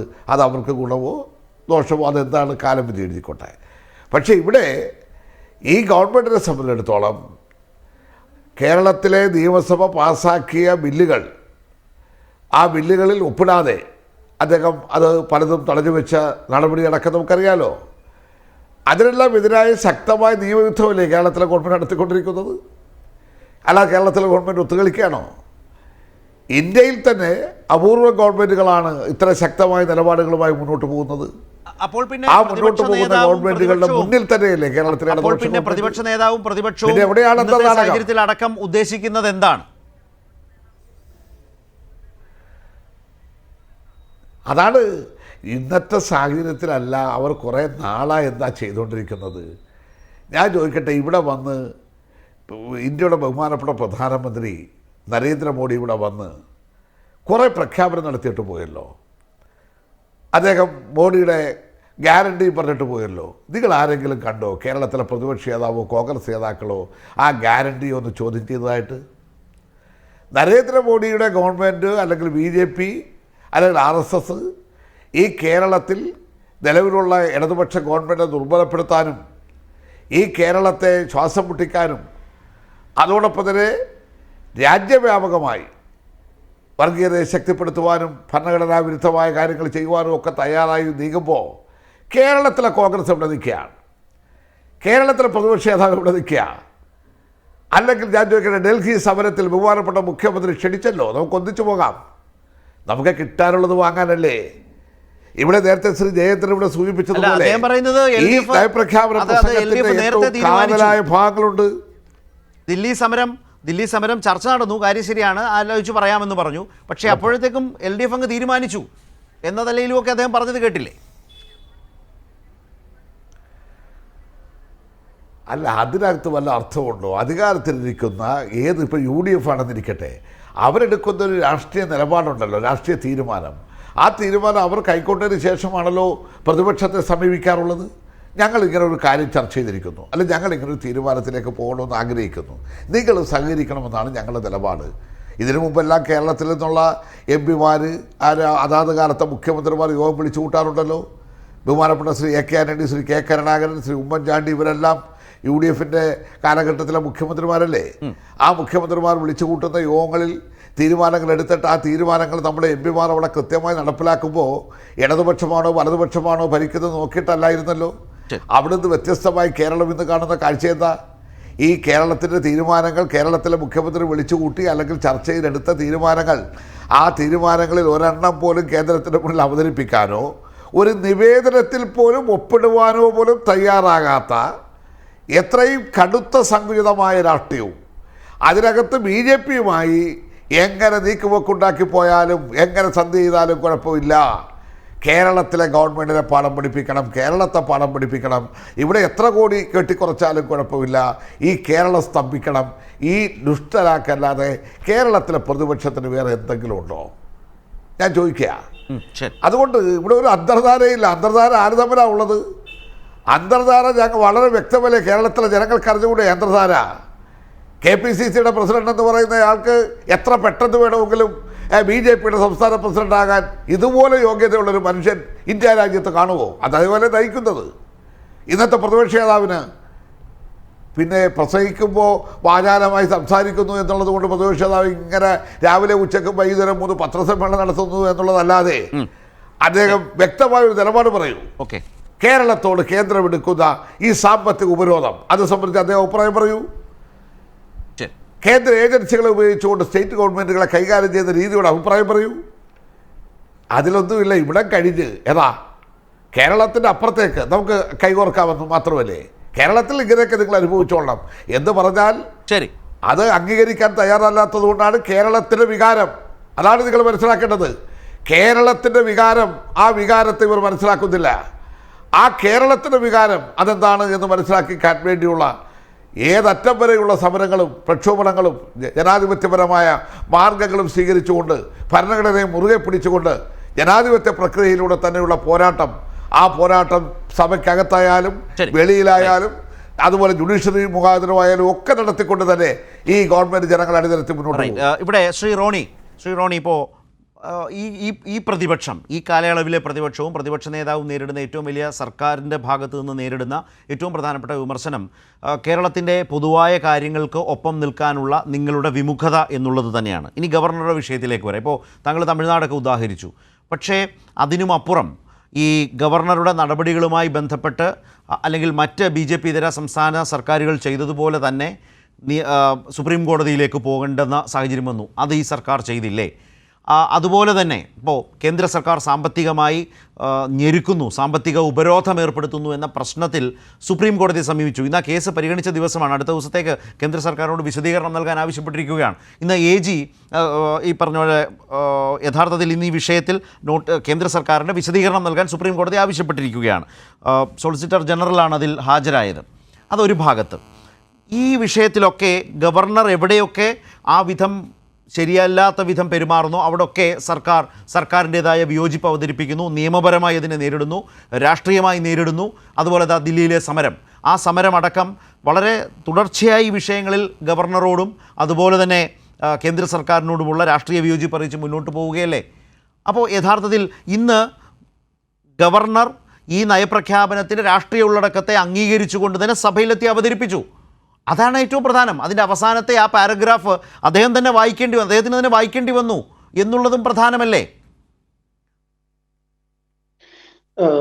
ശരത്ത് ചോദിച്ച ചോദ്യത്തിന്റെ ഉത്തരവായിട്ട് വരുമ്പോൾ എന്തുകൊണ്ട് പ്രതിപക്ഷം ഈ സർക്കാരിന്റെ കേന്ദ്ര വിരുദ്ധ നിലപാടുകളോട് ഞങ്ങൾ സഹകരിക്കുന്നില്ല എന്ന ചോദ്യത്തിന് അതിൻ്റെ അകത്ത് ഞങ്ങൾക്കൊരു ആത്മാർത്ഥത ഫീൽ ചെയ്യുന്നില്ല. അതാണ് അതിന്റെ ഒരു യഥാർത്ഥ പ്രശ്നം എന്ന് പറയുന്നത്. ഞാനൊരു ഉദാഹരണം തരാം. ബഹുമാനോട്ട് MLA ഇവിടെ പറഞ്ഞ കാര്യം തന്നെ ഞാൻ ചൂണ്ടിക്കാണിച്ചോട്ടെ. 2020 ഇതേ ഗവർണർ അന്ന് നയപ്രഖ്യാപന പ്രസംഗത്തിൽ ഒരു പാരഗ്രാഫ് ഈ പറയുന്ന പൗരത്വ നിയമവുമായി ബന്ധപ്പെട്ട് അത് ഉൾപ്പെടുത്തിയപ്പോൾ ഗവർണർ പറഞ്ഞു ഞാൻ വരത്തില്ല, വായിക്കില്ല എന്ന് പറഞ്ഞു. അന്ന് സംസ്ഥാന ഗവൺമെന്റിന്റെ ഒരു ഇച്ഛാശക്തി, ഒരു നിശ്ചയദാർഢ്യം ശക്തമായിട്ട് തന്നെ സർക്കാർ നിന്നു. അവസാനം ഗവർണർക്ക് അവിടെ വന്ന് സംസ്ഥാന ഗവൺമെന്റ് പറഞ്ഞ സ്റ്റാൻഡിനൊപ്പം തന്നെ നിന്ന് അവിടെ ഒന്ന് വായിക്കേണ്ടി വന്നു. അന്ന് പ്രതിപക്ഷം പ്രതിപക്ഷം പൂർണ്ണമായിട്ടും അല്ല പ്രതിപക്ഷം പ്രതിപക്ഷം അന്ന് പിന്തുണയ്ക്കുകയോ അഭിനന്ദിക്കുകയോ ഒന്നും ചെയ്തിട്ടില്ല. അന്നത്തെ പ്രതിപക്ഷം സർക്കാരിന്റെ ഇച്ഛാശക്തിയെ ഞങ്ങൾ മാനിക്കുന്നു എന്ന് പറഞ്ഞിട്ടേ ഇല്ല. ഞങ്ങൾ ഇന്ന് സംസ്ഥാന സർക്കാരിനെ വിമർശിക്കുന്നത് പോലെ ഞങ്ങളൊരു വിമർശനമൊന്നും അന്ന് ഈ പറയുന്നത്, കാരണം ഞങ്ങൾ എനിക്ക് ആ വാചകമൊക്കെ നല്ല ഓർമ്മയുണ്ട്. ഇപ്പോ സൗകര്യാർത്ഥം ഇപ്പോൾ പറയാം, പക്ഷെ അന്ന് അങ്ങനെയല്ല പറഞ്ഞിരുന്നത്. ശരി, പറഞ്ഞോളൂ. പൗരത്വ നിയമത്തെ CPM എതിർത്തതുപോലെ തന്നെ ദേശീയ അടിസ്ഥാനത്തിൽ ഇന്റർനാഷണൽ കോൺഗ്രസ് അതിനെ എതിർത്തത്. അതല്ല ഞാൻ നമ്മൾ സംസാരിച്ചതല്ല. അതിനോട് ഗവർണർ എടുത്ത സമീപനം, ഗവർണർ വന്ന് ഒടുവിൽ ആ ആശയക്കുഴപ്പങ്ങൾക്കിടയിൽ വന്നത് അവതരിപ്പിച്ചത്, ചില ഭാഗം ഒഴിവാക്കി, അന്നത്തെ കോണ്ടെക്സ്റ്റിൽ അന്ന് പ്രതിപക്ഷം അതിനെ കണ്ടത് ഒരു സർക്കാരിൻ്റെ ഇച്ഛാശക്തിയായിട്ടൊന്നും അല്ല എന്നേ ഞാൻ പറഞ്ഞുള്ളൂ. ബാക്കി പറഞ്ഞോളൂ. അല്ലാതെ ഈ പൗരത്വ നിയമ ഭേദഗതി വിഷയത്തിലുള്ള കോൺഗ്രസിൻ്റെയും CPM നിലപാടിൻ്റെ പ്രശ്നമല്ല നമ്മളിവിടെ സംസാരിച്ചത്. പൂർത്തിയാക്കി. മിനിമം ഞങ്ങൾ ഗവർണർക്കൊപ്പം ആയിരുന്നില്ല എന്ന് കൂടിയെങ്കിലും ശരത്തിന് സമ്മതിച്ചുകൂടെ? അന്നത്തെ 2020 ഞങ്ങൾ ഗവർണർക്കൊപ്പം ആയിരുന്നില്ലല്ലോ. ഞങ്ങൾ പൂർണ്ണമായിട്ടും സർക്കാരിന്റെ ഗവർണർക്കൊപ്പം നിന്ന് ഒരുപാട് സന്ദർഭം കേരളത്തിലെ പ്രതിപക്ഷത്തിന് ക്രെഡിറ്റിൽ പെട്ടതുണ്ട്. പക്ഷെ ഈ 2020 നിന്നും 2023 വരുമ്പോൾ എന്തുകൊണ്ട് അങ്ങനെയുള്ള ഒരു ഇച്ഛാശക്തി, ഒരു നിശ്ചയദാർഢ്യം സംസ്ഥാന സർക്കാരിന്റെ ഭാഗത്ത് ഉണ്ടാകുന്നില്ല? ഞാൻ ഒരു കാര്യം ഇവിടെ പിന്നെ ബഹുമാനപ്പെട്ട എം ജയേന്ദ്രൻ സാർ ഉൾപ്പെടെയുള്ളവര് പറഞ്ഞു, അവിടെ ഈ പറയുന്ന നയപ്രഖ്യാപന പ്രസംഗം അത് 1 മിനിറ്റ് വായിച്ചാലും 2 മിനിറ്റ് വായിച്ചാലും അത് പൂർണ്ണമായി നയപ്രഖ്യാപന പ്രസംഗം അവതരിപ്പിച്ചു എന്നതിന് തുല്യമാണ്. ഞാനൊരു കാര്യം ചോദിക്കട്ടെ, നമ്മൾ ഇപ്പോൾ 1-2 പാരഗ്രാഫ് വിട്ടുപോയതൊക്കെ നേരത്തെ വലിയ ചർച്ച ചെയ്തെന്താ? അതിനോട് വിയോജിപ്പുള്ളത് കൊണ്ട്, അതിനോട് ആ പ്രതിഷേധമുള്ളത് ഭാഗങ്ങൾ മലപ്പുറം ഒഴിവാക്കി എന്നാണ് ഇതിനു മുമ്പൊക്കെയുള്ള പിന്നെ പല സാഹചര്യങ്ങളിലും ഉണ്ടായ വിമർശനങ്ങൾ. വളരെ സ്വാഭാവികമല്ലേ? അന്നുണ്ടായിരുന്നതിനേക്കാൾ അപ്പുറം സർക്കാരും ഗവർണറും തമ്മിലുള്ള അകലം മൂർച്ഛിച്ചു. അതൊരു വസ്തുതയാണ്. ആ വസ്തുതയ്ക്കുള്ളിൽ അപ്പോൾ തീർച്ചയായിട്ടും ഈ 1 മിനിറ്റ് മാത്രം ഒന്ന് സംസാരിച്ച് പോകുമ്പോൾ എന്താ നമ്മൾ അതിനകത്ത് മനസ്സിലാക്കേണ്ടത്? ആ ഗവർണറുടെ ഉത്തരവാദിത്വം നിറവേറ്റാൻ അദ്ദേഹം ബാധ്യസ്ഥനാണ്. ഗവർണറുടെ ഭരണഘടനാപരമായ ഉത്തരവാദിത്വം നിറവേറ്റാൻ അദ്ദേഹം ബാധ്യസ്ഥനാണ്. അത് നിറവേറ്റാത്ത ഘട്ടം ഏറ്റവും അധികം ചോദ്യം ചെയ്യപ്പെട്ട് അത് നേരിടേണ്ട അവസ്ഥയിലാണ് അദ്ദേഹം നിൽക്കുന്നത്. അപ്പോൾ പുതിയൊരു പ്രശ്നം ക്ഷണിച്ചു വരുത്താൻ അദ്ദേഹം തയ്യാറല്ല. അദ്ദേഹം വരുന്നു, അദ്ദേഹത്തിന്റെ ജോലി തീർത്തിട്ട് ഭരണഘടനാപരമായ ഉത്തരവാദിത്വം നിറവേറ്റി എന്നതിന്റെ കൊണ്ട് മാത്രം അർത്ഥമാകുന്നില്ലോ. ആ പറഞ്ഞ നയപ്രഖ്യാപന പ്രസംഗത്തിലെ കണ്ടന്റിനോട് അതാണ് ഇവിടെ ചർച്ച. അവിടെയാണ് പ്രതിപക്ഷം വീക്കായി പോകുന്നത്. റോണി, പ്രതിപക്ഷം വീക്കായി പോകുന്നത് എവിടെയാണെന്ന് വെച്ചാൽ ഇതിന്റെ അവസാന പാരഗ്രാഫിലെ 2 വാചകം മതി, അധികമൊന്നും വേണ്ട. നമ്മുടെ മഹത്തായ പൈതൃകം കെട്ടിടങ്ങളിലോ സ്മാരകങ്ങളിലോ അല്ല. ഇന്നത്തെ കോണ്ടെക്സ്റ്റിൽ അത് പറയുമ്പോൾ അതിലെല്ലാം അടങ്ങിയിട്ടുണ്ട്. ഗവർണറെ കൊണ്ട് തന്നെ അത് നിയമസഭയിൽ അദ്ദേഹത്തിന് അവതരിപ്പിക്കേണ്ടി വരികയാണ്. അവസാന പാരഗ്രാഫിൽ ഇന്ത്യൻ ഭരണഘടനയുടെ വിലമതിക്കാനാകാത്ത പൈതൃകത്തോട് നാം കാണിക്കുന്ന ബഹുമാനത്തിലും പരിഗണനയിലും നമുക്ക് എന്ന് പറയുകയാണ്. അല്ലാതെ ഈ കെട്ടിടമോ സ്മാരകമോ എന്ന് പറയുമ്പോൾ ഈ അയോധ്യയിലെ ക്ഷേത്രത്തിൻ്റെ പ്രതിഷ്ഠാ ദിനം മതപരമായ ചടങ്ങിനെ ഔദ്യോഗിക ചടങ്ങാക്കി മാറ്റിയ ഒരു നടപടിയെ ഏറ്റവും അധികം വിമർശിച്ച സ്റ്റേറ്റാണിത്. അത്ര പരസ്യമായൊരു നിലപാട് സ്വീകരിച്ച മറ്റൊരു മുഖ്യമന്ത്രിയുടെ പേര് പറയാമോ? അപ്പോൾ സഹകരണ ഫെഡറലിസത്തിന്റെ അന്തസ്സത്ത തകർക്കരുത് എന്നൊരു മുന്നറിയിപ്പ് ഒരു സ്റ്റേറ്റ് വെക്കുമ്പോൾ അത് വായിച്ചത് കേരളത്തിന്റെ ഗവർണർ ആരിഫ് മുഹമ്മദ് ഖാനാണ്. പിന്നെന്താണ് പ്രശ്നം?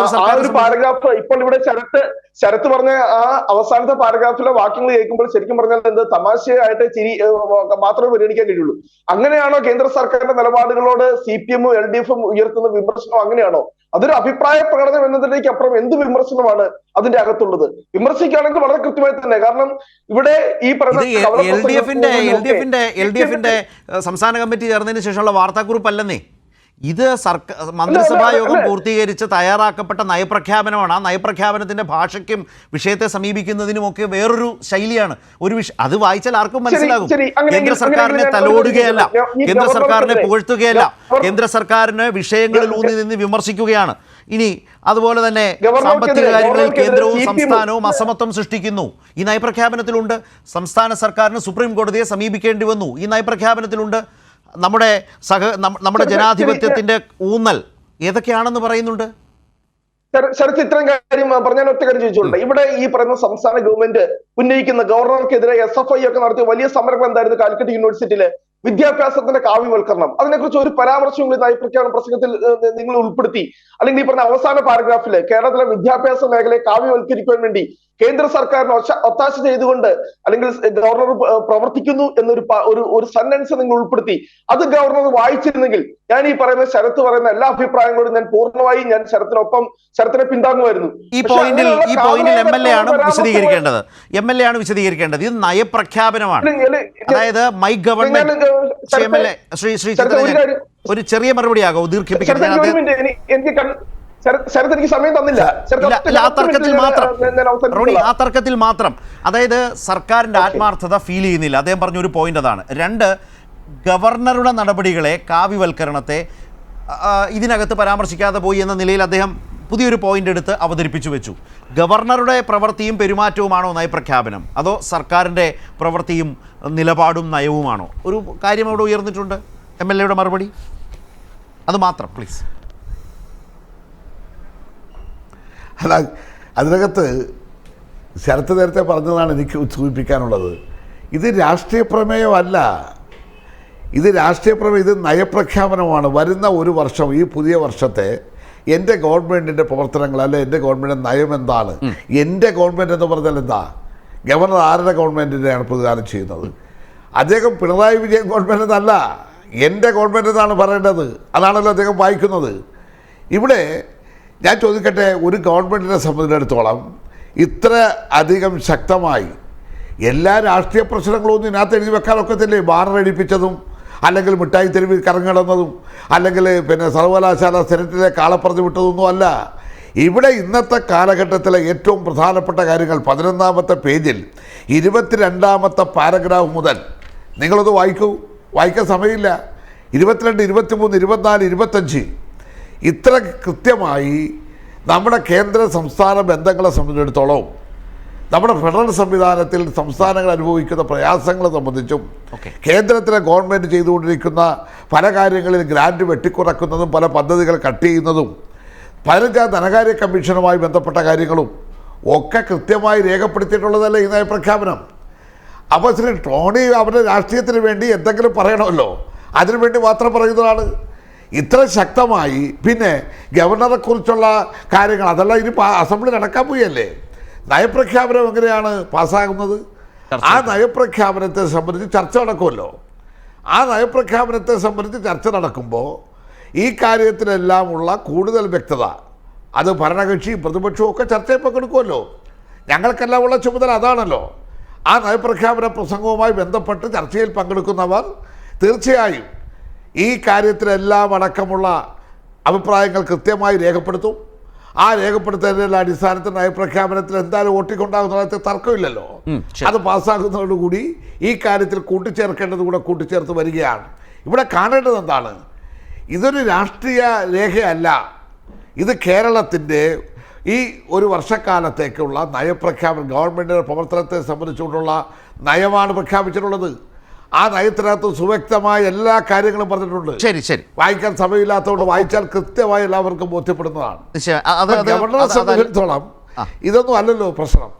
അദ്ദേഹം തന്റെ രാഷ്ട്രീയ യജമാനന്മാരെ തൃപ്തിപ്പെടുത്തുക, അതിനപ്പുറത്തേക്ക് വേറെ കാര്യം. ഞാൻ ഒരു കാര്യം കൂടെ പറഞ്ഞ് സ്ഥലത്തെ അവസാനിപ്പിച്ചേക്കാം. അല്ല, എനിക്കൊരു കാര്യം പറയാനുണ്ട്. നമ്മുടെ ഈ ഗവർണറെ സംബന്ധിച്ച് ഇപ്പോൾ അദ്ദേഹം കൂടെ വിമർശിച്ചല്ലോ. ഇവിടെ കോൺഗ്രസിൻ്റെ നേതാവിൻ്റെ ഒരു ഉപദേശത്തിൻ്റെ അടിസ്ഥാനത്തിൽ കേരളത്തിൽ സാമ്പത്തിക അടിയന്തരാവസ്ഥ പ്രഖ്യാപിക്കണം എന്ന് പറഞ്ഞുകൊണ്ട് കേന്ദ്ര ഗവൺമെൻറ് കത്തെഴുതി ഈ ഗവർണർ. നമ്മൾ മറന്നു പോകരുത്, ഗവർണറെക്കുറിച്ച് ഇവിടെ അന്തർധാരയുണ്ടെന്നൊക്കെ പറയുമ്പോൾ അന്തർധാര ആര് തമ്മിലാണുള്ളത് എന്നുള്ളതിൻ്റെ തെളിവാണ് കേരളത്തിൽ സാമ്പത്തിക അടിയന്തരാവസ്ഥയ്ക്ക് വേണ്ടി ഗവർണർ അങ്ങോട്ട് കത്തെഴുതിയതടക്കമുള്ള നടപടി ആരുടെ അഭിപ്രായം മാനിച്ച? ആ അഭിപ്രായം സംഘപരിവാറിന്റെ RSSന്റെ അല്ലായിരുന്നു, കോൺഗ്രസിൻ്റെതാണ്. അത് വളരെ ശക്തമായ ഒരു ഓർമ്മിപ്പിക്കലാണ്. ഓരോ കാര്യങ്ങളും ചിത്രഞ്ജന്റെ ഭാഗത്തു നിന്ന് വന്നിട്ടുള്ളത് വളരെ ശക്തമായ ഓർമ്മിപ്പിക്കലാണ്. പ്രിയപ്പെട്ട ശരത്തെ, കാരണം നമ്മൾ ഈ പറയുന്ന പോലെ അത്രമാത്രം ഈ സത്യസന്ധമായിട്ടുള്ള ഒരു രേഖയൊന്നുമല്ല ഈ നയപ്രഖ്യാപന പ്രസംഗം എന്ന് പറയുന്നത്. ഭരണത്തിലിരിക്കുന്ന സർക്കാരിന്റെ രാഷ്ട്രീയം കൃത്യമായി തന്നെ അത് റെപ്രസെന്റ് ചെയ്യപ്പെടും, അത് പ്രതിഫലിപ്പിക്കപ്പെടും. കേരളത്തിലെ ഇന്നേ വരെ അവതരിപ്പിച്ചിരിക്കുന്ന മുഴുവൻ നയപ്രഖ്യാപനം എന്ന് പറയുന്നത് ഞാൻ കൃത്യമായിട്ട് അതിലേക്ക് വരട്ടെ. ഇവിടെ പറഞ്ഞു 2020 പൗരത്വ നിയമത്തെ കുറിച്ച് ഈ പറയുന്ന നയപ്രഖ്യാപന പ്രസംഗത്തിൽ തന്നെയാണ് പറഞ്ഞത് ഗവൺമെന്റിന്റെ. പക്ഷെ അന്ന് പറഞ്ഞതുപോലെ ഈ സംഘപരിവാരത്തിനെതിരെ BJP-ക്കെതിരെ ഉള്ള രാഷ്ട്രീയം ഇതിനകത്ത് റെപ്രസെന്റ് ചെയ്യപ്പെടുന്നില്ല എന്നുള്ള ഒരു ആരോപണമാണ് ഞാൻ എന്റെ ചർച്ചയിൽ എന്റെ ആർഗ്യുമെന്റ്സിൽ ചൂണ്ടിക്കാണിച്ചത്.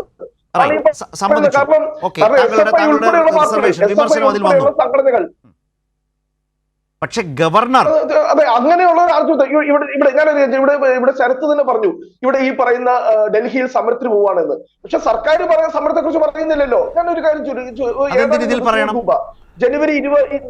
ജനുവരി 20-ാം തീയതിയാണ് ഇവിടെ DYFIയുടെ ഈ പറയുന്ന മനുഷ്യച്ചങ്ങല തീർത്തത്. ആ മനുഷ്യച്ചങ്ങലയില് ഈ മുഖ്യമന്ത്രി ഉൾപ്പെടെ അല്ല ഇവിടെ ഈ പറയുന്ന ഈ അന്തർധാരയെ കുറിച്ച് പറയുമ്പോൾ വളരെ കാര്യങ്ങൾ ഞങ്ങൾക്ക് അങ്ങോട്ട് പറയാനുണ്ട്. ആ DYFI നടത്തിയ മനുഷ്യച്ചങ്ങലയില് മുഖ്യമന്ത്രി മന്ത്രിമാരെ പങ്കെടുത്തില്ല. എന്നിട്ട് പറഞ്ഞത് ഡൽഹിയിൽ ഞങ്ങൾ അതിശക്തമായി സമരം നടത്താൻ പോവുക.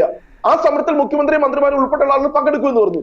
പക്ഷെ ഫെബ്രുവരി 8-ാം തീയതി ഇപ്പോൾ നടപ്പാക്കാൻ പോകുന്നത് നമ്മൾ മനസ്സിലാക്കുന്നത് അതൊരു സെമിനാർ മാത്രമാണ്. ഇതിനകത്ത് പറയുന്നത് അങ്ങനെയെങ്കിൽ തെരുവോരങ്ങളിൽ നിന്നുകൊണ്ട് പാർട്ടി യോഗങ്ങളിൽ നിന്നുകൊണ്ട് ദേശാഭിമാനി പത്രത്തിൽ പറയുന്നത് പോലെ എന്തുകൊണ്ട് നിങ്ങൾക്ക് ശക്തമായിട്ട് ഒരു കേന്ദ്ര സർക്കാരിനെതിരെ ഒരു വിമർശനം ഇവിടെ പറയുന്നുണ്ടായി. പ്രതിപക്ഷം ഈ പറയുന്ന സാമ്പത്തിക വിഷയങ്ങൾ ഉൾപ്പെടെ സംസ്ഥാന സർക്കാരോട് സഹകരിക്കുന്നില്ല. ഇവിടെ പ്രധാനമന്ത്രി വന്നല്ലോ. പ്രധാനമന്ത്രി സ്വന്തം സംസ്ഥാനത്ത് സാമ്പത്തിക അടിയന്തരാവസ്ഥ പ്രഖ്യാപിക്കണം എന്ന് എന്ന് ഗവർണർക്ക് ഉപദേശിച്ചു കൊടുത്ത് അതിനൊപ്പം നിൽക്കുന്ന ഒരു കോൺഗ്രസ് വഴി ഗവർണർക്കുണ്ട്. ശ്രീ ചിത്തരഞ്ജൻ പറഞ്ഞു വെച്ചിട്ടില്ലേ, സ്വന്തം സംസ്ഥാനത്ത് സാമ്പത്തിക അടിയന്തരാവസ്ഥ പ്രഖ്യാപിക്കണമെന്ന് കേന്ദ്രത്തോട് ഗവർണർ ആവശ്യപ്പെടുന്നുവെങ്കിൽ അതിന് പിന്നിലെ ബുദ്ധി കേന്ദ്രം കോൺഗ്രസിനകത്തുണ്ടെന്നേ. അതാണ് ശ്രീ ചിത്തരഞ്ജൻ ഓർമ്മിപ്പിച്ചത്. നിങ്ങളുടെ മനോഭാവം എന്താ അതിനകത്ത് ക്ലിയർ ആണ്, സ്പഷ്ടമാണ്. അങ്ങനെയെങ്കിൽ പ്രിയപ്പെട്ട MLA അത് പേരെടുത്ത് തന്നെ പറയണം. ഏത് കോൺഗ്രസ് നേതാവ് എങ്ങനെ എന്ന് ഇവിടെ ഞങ്ങളിത് ആവശ്യപ്പെട്ടുകൊണ്ട് ഞാൻ പറയട്ടെ. ഇവിടെ KPCC UDFO ഇത് ആവശ്യപ്പെട്ടുകൊണ്ട് ഗവർണർക്ക് ഒരു നിവേദനം കൊടുത്തോ? കേരളത്തിൽ സാമ്പത്തിക അടിയന്തരാവസ്ഥ പ്രഖ്യാപിക്കണമെന്ന് ആവശ്യപ്പെട്ടുകൊണ്ട് MLA എന്ന് പറയുന്നത് വളരെ ഒരു റെസ്പെക്ടഡ് പേഴ്സൺ ആണ്, റെസ്പോൺസിബിൾ പേഴ്സൺ ആണ്. MLA സ്വാഭാവികമായിട്ടും ഇവിടെ ഇങ്ങനെ ഒരു ആരോപണം ഉന്നയിക്കുമ്പോൾ വളരെ കൃത്യമായി പുതിയ ശ്രീ ചിത്തരഞ്ജൻ ഞാൻ വളരെ ഉത്തരവാദിത്ത ബോധത്തോടു കൂടെ തന്നെയാണ് ഈ ആരോപണം ഉന്നയിച്ചിട്ടുള്ളത്. ആ ആരോപണം ഞാൻ നിയമസഭയിൽ തന്നെ വളരെ കൃത്യമായി പേരെടുത്ത് തന്നെ പറഞ്ഞോളാം ആരായിരുന്നു എന്നുള്ളത്. കോൺഗ്രസിന്റെ ഏറ്റവും ഉന്നതനായിട്ടുള്ള ഈ സംസ്ഥാനത്തെ നേതാവ് തന്നെ. അതെ, അത് ഇല്ലല്ല, കൈരളി ന്യൂസിലല്ല, അത് നിയമസഭയിൽ പറയാൻ വേണ്ടി വെച്ചിരിക്കുന്ന ഒരു പോയിന്റാ. അത് അതിലല്ല നിർത്തത്തില്ല. നിയമസഭയിൽ പ്രസംഗിക്കുന്നവരുടെ പട്ടികയിൽ ഞാനും ചർച്ചയിൽ അത് പറയും. ഒന്ന്, പക്ഷെ ഞാൻ റോണി ഒരു കാര്യം പറയാം, എനിക്കതിൽ അത്ഭുതമൊന്നുമില്ല. കാരണം അന്ന് തന്നെ ആ രീതിയിൽ ശ്രീ ജയചന്ദ്രൻ അവിടെ ഒന്ന് ജോയിൻ ചെയ്ത് നല്ലതായിരിക്കും തോന്നുന്നു. വളരെ ഷാർപ്പായിട്ടുള്ളൊരു പ്രശ്നമാണ് ശ്രീ ചിത്തരഞ്ജൻ ഉന്നയിച്ചത്. നിരവധി പ്രശ്നങ്ങൾ കേരളത്തിൻ്റെ സാമ്പത്തിക പ്രതിസന്ധിയുമായി ബന്ധപ്പെട്ടുണ്ട് എന്ന് പ്രതിപക്ഷ നേതാവ് പറയുന്നു. അതിലൊന്നു മാത്രമാണ് കേന്ദ്രം എന്ന് പറയുന്നു. എന്നാൽ ഗവർണറിലേക്ക് സംസ്ഥാനത്ത് സാമ്പത്തിക അടിയന്തരാവസ്ഥ പ്രഖ്യാപിക്കണം എന്ന നിലയിലേക്കുള്ള ഒരു ഇടപെടലോ ഒരു നിർദ്ദേശമോ പോയ കേന്ദ്രം കേരളത്തിലുണ്ട്. അത് നേരത്തെ തന്നെ വാർത്തയിൽ വന്നിട്ടുള്ളതാണ്. ശ്രീ ജയചന്ദ്രൻ ഒരു നിമിഷം ആ പോയിന്റിൽ വളരെ ക്രൂഷ്യലായ ഒരു വിഷയമാണ്. അത് കേരളം സ്ഥലത്തെ ചർച്ച ചെയ്ത് കഴിഞ്ഞ കാര്യമാണ്. റോണി പറയുന്നത് ഭയങ്കര വെളിപ്പെടുത്തലല്ല. ആ അപേക്ഷ കൊടുത്തത് ആരാണെന്നൊക്കെ ഉണ്ട്. ആ ഒരു എപ്പിസോഡിന്റെ കാലം കഴിഞ്ഞിട്ട് പിന്നെ ഞാൻ അതുകൂടെ പറയാം. പിന്നെ ഇത് പ്രതിപക്ഷ നേതാവ് ശ്രീ VD സതീശൻ കഴിഞ്ഞതിന് മുമ്പിലത്തെ ആഴ്ച എന്താണ് മാധ്യമങ്ങളിലൂടെ വാർത്താ സമ്മേളനം നടത്തി പറഞ്ഞത് എന്താണ്? ഇന്ന് പ്രതിസന്ധി ഉണ്ട് എന്നുണ്ടെങ്കിൽ ഒരു വൈറ്റ് പേപ്പർ ഇറക്കണം. നേരത്തെ കേരളത്തിലെ ധനസ്ഥിതിയെക്കുറിച്ചുള്ള വൈറ്റ് പേപ്പറാണ് അദ്ദേഹം ആവശ്യപ്പെട്ടത്. സർക്കാർ വഴങ്ങിയില്ല, അതിൻ്റെ ആവശ്യമില്ല. കാര്യങ്ങൾ പറയാനുള്ളത് മുഴുവൻ നവകേരള സദസ്സിലെ 140 വേദികളിലും സർക്കാർ മുഖ്യമന്ത്രി പറഞ്ഞു, മന്ത്രിമാരും പറഞ്ഞു. അത് കഴിഞ്ഞപ്പോൾ അദ്ദേഹം പറയുന്നത് സാമ്പത്തിക പ്രശ്നമുണ്ടെന്നുണ്ടെങ്കിൽ, ഈ കേന്ദ്രവുമായിട്ടുള്ള പ്രശ്നമുണ്ടെന്നുണ്ടെങ്കിൽ കേന്ദ്രം ഏതൊക്കെ ഇനങ്ങളിൽ കേരളത്തിന് പണം തരാനുണ്ട് എന്നത് സംബന്ധിച്ച് വൈറ്റ് പേപ്പർ ഇറക്കണം.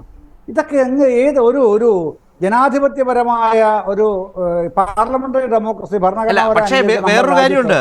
ഇനി പ്രതിപക്ഷ നേതാവ് വാദത്തിന് അങ്ങനെ പറഞ്ഞെന്ന് ഇരിക്കട്ടെ ശ്രീ ജയചന്ദ്രൻ. പക്ഷേ സ്വന്തം സംസ്ഥാനത്ത് സാമ്പത്തിക അടിയന്തരാവസ്ഥ കൂടി, ഇങ്ങനെ ഒരു നാട് അങ്ങനെ ഇരുണ്ടു പോകണം, ഒരു കാര്യവും ഇവിടെ നടക്കരുത്, അങ്ങനെ കൂടി വന്നാൽ സന്തോഷം, ആശ്വാസം, തൃപ്തി എന്ന നിലയിൽ ചിന്തിക്കുന്നവരും ഈ നാട്ടിലുണ്ട്.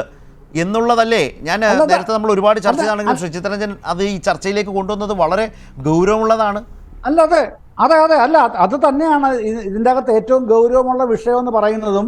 ഇന്ന് ഈ ഗവർണർ നയപ്രഖ്യാപന പ്രസംഗത്തിൽ പ്രധാനമായിട്ട് പറഞ്ഞിട്ടുള്ള ഒരു സംഗതി, ഒന്ന് രണ്ട് സംഗതികൾ കേട്ടോ. നികുതി വിതരണത്തിൽ കേരളത്തിന് അർഹതപ്പെട്ട വിഹിതം ലഭ്യമാക്കണമെന്ന കേരളത്തിന്റെ ശക്തമായ അഭിപ്രായം കേന്ദ്ര സർക്കാർ മുമ്പാകെ അവതരിപ്പിച്ചിട്ടുണ്ട്. കേന്ദ്രാവിഷ്കൃത പദ്ധതികൾ അർഹതപ്പെട്ട ഗ്രാന്റും സഹായത്തിന്റെ വിഹിതവും തടഞ്ഞു വെക്കുന്നതിനെ എന്റെ സർക്കാർ ആശങ്കയോടെയാണ് വീക്ഷിക്കുന്നത്. ആരിഫ് മുഹമ്മദ് ഖാന്റെ നയപ്രഖ്യാപനമാണ്.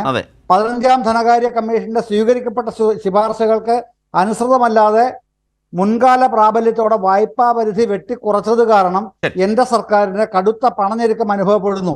കേന്ദ്ര സർക്കാരിന്റെ ഈ നിലപാടിൽ അടിയന്തര പുനഃപരിശോധന ആവശ്യമാണ് എന്ന് സംസ്ഥാന ഗവർണർ ശ്രീ ആരിഫ് മുഹമ്മദ് ഖാൻ പറഞ്ഞിട്ടുള്ള നയപ്രഖ്യാപനത്തിൽ നിന്ന് വന്നിരിക്കുകയാണ്. ഇനി ഒരു വിശദീകരണം കേരളത്തിലെ പ്രതിപക്ഷത്തിന് എന്ത് തരത്തിലാണ് വേണ്ടത്? സംസ്ഥാന സർക്കാരിന്റെ തലവനായിട്ടുള്ള ഗവർണർ ആരിഫ് മുഹമ്മദ് ഖാൻ ഇന്ന് നിയമസഭയിൽ വെച്ച നയപ്രഖ്യാപന പ്രസംഗത്തിന്റെ 13ാം പേജിലാണ് ഞാൻ ഈ വായിച്ചത് പറയുന്നത്. ഇതിനേക്കാൾ ഉപരിയായിട്ട് ഒരു വിശദീകരണം ഗവർണർ തരേണ്ടതുണ്ടോ? ഇത് ഗവൺമെന്റിനെ സംബന്ധിച്ചോളം നിരന്തരമായി പറഞ്ഞു പോരുന്നൊരു കാര്യമാണ്. പിന്നെ ബഹുമാന സുഹൃത്ത് ശ്രീ റോണി പറഞ്ഞ ഒരു കാര്യത്തിൽ ഒരു ക്ലാരിറ്റി വേണം, പറയേണ്ടതുണ്ട്. അതുകൊണ്ടാണ് ഇപ്പൊ നയപ്രഖ്യാപനം ഗവർണർ പറയുകയാണ്, ഞാൻ എനിക്ക് തർക്കമുണ്ട്, തർക്കിക്കാം, തർക്കമുള്ള പോയിന്റ് പറയാം, പോയിന്റ് പറഞ്ഞ് മടക്കി അയച്ച് ക്യാബിനറ്റ് വീണ്ടും കൂടി അതിന്റെ മറുപടിയും ഒപ്പം അത് തന്നെ അതേ നയപ്രഖ്യാപന പ്രസംഗം തന്നെ വീണ്ടും പാസ്സാക്കി ഗവർണർക്ക് അയച്ചാൽ ഒരു മാർഗവും ഇല്ല. അത് ഗവർണർക്ക് അത് ഭരണഘടന പറയുന്ന ഒബ്ലിഗേഷൻ ആണ്, അത് ചെയ്തേ മതിയാവൂ. ഇതൊക്കെ നമ്മളുടെ ജനാധിപത്യപരമായ ഉള്ളടക്കത്തിൽ വരുന്ന നിയമപരമായ ബാധ്യതയിൽപ്പെട്ട കാര്യങ്ങളാണ്. ഇതൊക്കെ അറിയാൻ വയ്യാത്ത ആളല്ലോ ആരിഫ് മുഹമ്മദ് ഖാൻ. അദ്ദേഹം ഒരു ലോ ഗ്രാജുവേറ്റും കൂടെയല്ലേ, അതൊക്കെ അറിയാം. അത് അറിഞ്ഞുകൊണ്ട് തന്നെയാണ് മാത്രമല്ല സുപ്രീം കോടതിയിൽ അദ്ദേഹത്തിനെതിരായിട്ടുള്ള ഹർജി നിൽപ്പുണ്ട്. അദ്ദേഹത്തിനോട് അതിനു മുമ്പുള്ള കേസിൽ ഗവർണറെ കുറിച്ച് പറഞ്ഞത് എന്താണ് എന്ന് നല്ലവണ്ണം പഠിച്ചു മനസ്സിലാക്കിക്കോളൂ. ശരദ ഒരു കാര്യം കൂടെ താങ്കൾക്ക് അത് കൂടുതൽ വിശദീകരിക്കാൻ പറ്റുമെന്ന് എനിക്ക് തോന്നുന്നു. ഇന്നലെ ഈ മനുഷ്യൻ ഇതേ ഗവർണർ ഇന്നലെ ഇന്ത്യൻ എക്സ്പ്രസിന്റെ കോൺക്ലേവിൽ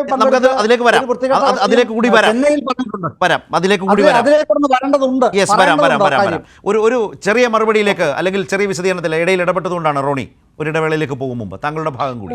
ഇവിടെ ബഹുമാനപ്പെട്ട എം എൽ എ ചൂണ്ടിക്കാണിച്ചു, പ്രതിപക്ഷ നേതാവ് പറഞ്ഞതായി ഇവിടെ പറഞ്ഞ ചില കാര്യങ്ങൾ അത് പ്രതിപക്ഷ നേതാവിന്റെ ഉത്തരവാദിത്തത്തിലുള്ള കാര്യങ്ങൾ മാത്രമേ അദ്ദേഹം പറഞ്ഞിട്ടുള്ളൂ. ഇവിടെ കേരളത്തിലെ സാമ്പത്തിക ബുദ്ധിമുട്ടുണ്ട്, സാമ്പത്തിക പ്രതിസന്ധി ഉണ്ട്, നമുക്ക് എല്ലാവർക്കും വളരെ വ്യക്തമായി അറിയാവുന്ന. അതിനകത്ത് ഒരു വൈറ്റ് പേപ്പർ ആവശ്യപ്പെട്ടത് എന്താ തെറ്റിരിക്കുന്നത്?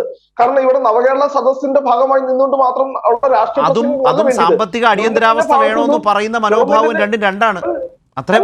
അല്ലല്ല സാമ്പത്തിക അടിയന്തരാവസ്ഥ വേണം. ഇവിടെ ഞാൻ ചോദിക്കട്ടെ, 2011 അല്ലെ 2001 എ കെ ആന്റണിയുടെ സർക്കാർ വന്നപ്പോൾ കേരളത്തിലെ സാമ്പത്തിക അവസ്ഥയെ കുറിച്ച് അദ്ദേഹം വളരെ വ്യക്തമായി തന്നെ ധവളപത്രം. അതുപോലെ അല്ലല്ലോ, എന്താണ് റോണി, എന്തൊരു താരതമ്യമാണ്. ഒരു സംസ്ഥാനത്തിനെതിരായി ഒരു ഗവർണർ നിൽക്കുന്നു, ആ ഗവർണർക്ക് ഏറ്റവും വലിയ പിന്തുണയുമായി കേന്ദ്ര സർക്കാർ നിൽക്കുന്നു. ആ കേന്ദ്ര സർക്കാർ വളരെ ശക്തമായ അധികാര പ്രയോഗം നടത്തുമ്പോൾ അതിനെയും എ കെ ആന്റണി അദ്ദേഹത്തിന്റെ സർക്കാരിന്റെ സാമ്പത്തിക അവസ്ഥയെക്കുറിച്ച് സ്വയം പറഞ്ഞതും തമ്മിൽ എന്ത് താരതമ്യമാണുള്ളത്? ആ ഗവർണർക്ക് കോൺഗ്രസ് പശ്ചാത്തലത്തിൽ നിന്ന് അപേക്ഷയും നിർദ്ദേശവും പോവുകയാണ്, അല്ലെങ്കിൽ ഇങ്ങനൊരു സൂചന കൊടുക്കുകയാണ്, ഇതാ അടിയന്തരാവസ്ഥ, സാമ്പത്തിക അടിയന്തരാവസ്ഥ, അതുകൂടി ഒന്ന് പയറ്റി നോക്കൂ. എന്താണ് ഈ നാടിനോട് എന്ത് കമ്മിറ്റ്മെന്റ് ആണ് നിങ്ങൾക്കുള്ളത് റോണി? ശരത്തെ, ഈ സാമ്പത്തിക പ്രശ്നത്തില് CPM കോൺഗ്രസ് അഭിപ്രായ വ്യത്യാസം എന്താ? CPM പറയുന്ന കേരളത്തിലെ സാമ്പത്തിക പ്രതിസന്ധിയുടെ മുഴുവൻ ഉത്തരവാദി കേന്ദ്രമാണെന്ന് പറയുന്നത്. ഞങ്ങൾ പറയുന്നത് എന്താണെന്നറിയോ?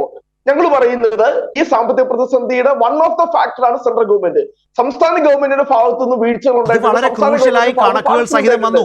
അതാണ് അതിന്റെ മേജർ പാർട്ട്. ആ മേജർ പാർട്ടിന് വേണ്ടി സുപ്രീം കോടതിയിലേക്ക് ഒരു സംസ്ഥാനം പോയാൽ അത് പിണറായി സർക്കാരോ LDFോ എന്നുള്ളതല്ല, സഹികെട്ടും ഗതികെട്ടിട്ടുമല്ലേ ഈ ഫെഡറൽ സംവിധാനത്തിൽ ഒരു സംസ്ഥാനം കേന്ദ്രത്തിനെതിരെ സുപ്രീം കോടതിയിൽ പോവുക? എന്തൊരു റിസ്ക് ആണ് എടുക്കുന്നത്. ആ റിസ്ക് എടുക്കുമ്പോൾ പ്രതിപക്ഷത്തിന് അത് വിഷയമേ അല്ല. പകരം നിങ്ങൾ സാമ്പത്തിക അടിയന്തരാവസ്ഥ കൂടി അയക്കും. കൊള്ളാം, ഗംഭീരം. എന്തൊരു മനോഭാവമാണ്. ഇവിടെ സാമ്പത്തിക അടിയന്തരാവസ്ഥ എന്ന വാക്ക് ഇവിടെ ഈ പറയുന്ന LDF ഉപയോഗിക്കുന്നത്. ഞങ്ങളുടെ ഉത്തരവാദിത്തപ്പെട്ട ആരെങ്കിലും എവിടെയെങ്കിലും ഞാൻ വെല്ലുവിളിക്കുക, ഈ സാമ്പത്തിക റോണി അടിയന്തരാവസ്ഥ റോണി കേരളത്തിൽ തന്നെ ഒന്ന് പരിശോധിച്ച് നോക്ക്. ദാദാ ചിത്തരഞ്ജൻ ഒറ്റ വാചകം ഞാൻ പറയാം വെല്ലുവിളിക്കട്ടെ, ഞാൻ പറയാം. ഒരു പ്രതിപക്ഷ നേതാവും ദാദാ കേൾക്കാം. അല്ലല്ല, ഞാൻ വെല്ലുവിളിക്കണ്ട, ഞാൻ പറയാം, പേര് പറയാം. അങ്ങനെ വിഷമിക്കണ്ട, പേര് ഞാൻ പറയാം. കേൾക്കാനിരിക്കുകയാണ് ഞങ്ങൾ. ഞാൻ പേര് പറയണോ? പറയൂ പറഞ്ഞോളൂ തീർച്ചയായും. പുതിയ ഞാൻ പറയാം. ഉദാഹരണത്തിന് ഈ സർവകലാശാലകളെ മുഴുവൻ ഞാൻ പറയാം, ഈ സർവകലാശാലകളെ മുഴുവൻ പിന്നെ സംഘപരിവാറിൻ്റെ കസ്റ്റഡിയിലേക്ക് കൊടുക്കാനും സെനറ്റിലടക്കം ആൾക്കാരെ കുത്തിച്ചേടാനും ഒക്കെ കഴിഞ്ഞ കുറേ നാളുകളായി വലിയ കേന്ദ്രമായി പ്രവർത്തിച്ച് ഗവർണറുടെ ഒപ്പം നിന്ന് കാര്യങ്ങൾ നീക്കുന്ന ഒരാളുടെ പേര് ഞാൻ പറയാം. നിങ്ങൾ അങ്ങേരുമായിട്ട് ഞങ്ങൾക്കൊരു ബന്ധമില്ലേ പറഞ്ഞാൽ മതി. ശ്രീ R.S. ശശികുമാർ അദ്ദേഹമാണ് പറഞ്ഞത്. പിന്നെ അദ്ദേഹമാണ് ഗവർണറോട് പറഞ്ഞത്. ഇനി അദ്ദേഹം അല്ലെങ്കിൽ എനിക്കെതിരെ വക്കീൽ നോട്ടീസ് അയക്കട്ടെ, ഞാൻ തെളിയിച്ചോളാം. ശരി, തൽക്കാലം അല്ലെങ്കിൽ R.S. ശശികുമാറിന് ഞങ്ങളുമായിട്ട് ബന്ധമില്ലെന്ന് പറയൂ. രാജ്ഭവനിലെ നിത്യ സന്ദർശകൻ, അവിടെ താമസം, അവിടെ ഭക്ഷണം. അതിന്റെ അടുത്ത എപ്പിസോഡിലാണ് സെനറ്റിലേക്ക്, ഞാൻ ഇതേക്കുറിച്ചല്ല അദ്ദേഹം പറഞ്ഞ അടുത്ത ഘട്ടത്തിൽ സെനറ്റിലേക്ക് സർവകലാശാലകൾ കൊടുത്ത പട്ടിക വെട്ടിമാറ്റി ഗവർണർ എന്ന് ഞാൻ പറയില്ല, ചാൻസലർ സ്വന്തം പട്ടിക തയ്യാറാക്കി. ആരോട് കൺസൾട്ട് ചെയ്തെന്ന ചോദ്യം കേരളത്തിൽ ഉയർന്നു. കോടതിയിലേക്ക് പോയി. ആ പട്ടികയിൽ പലതും സ്റ്റേ ചെയ്തു. അതിനകത്തേക്ക് RSS പശ്ചാത്തലമുള്ളവർ വന്നു, ABVP-ക്കാർ വന്നു, ലീഗിൻ്റെയും കോൺഗ്രസിൻ്റെയും താല്പര്യത്തോടെ അതിൻ്റെ പരിസരങ്ങളിൽ നിൽക്കുന്ന ആളുകൾ വന്നു, നേരിട്ട് നിങ്ങളുടെ രാഷ്ട്രീയത്തെ പ്രതിനിധാനം ചെയ്യുന്നവർ വന്നു.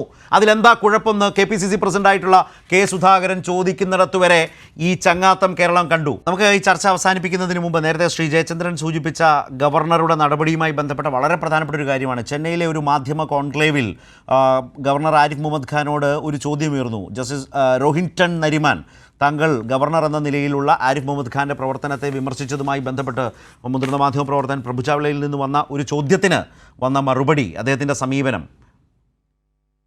Honorable retired Justice of Supreme Court, Nariman, has pointed out about the role of governors in his speech recently, which he has chosen you also there in that. His whole anger was directed at me. He was not talking even about the chancellors.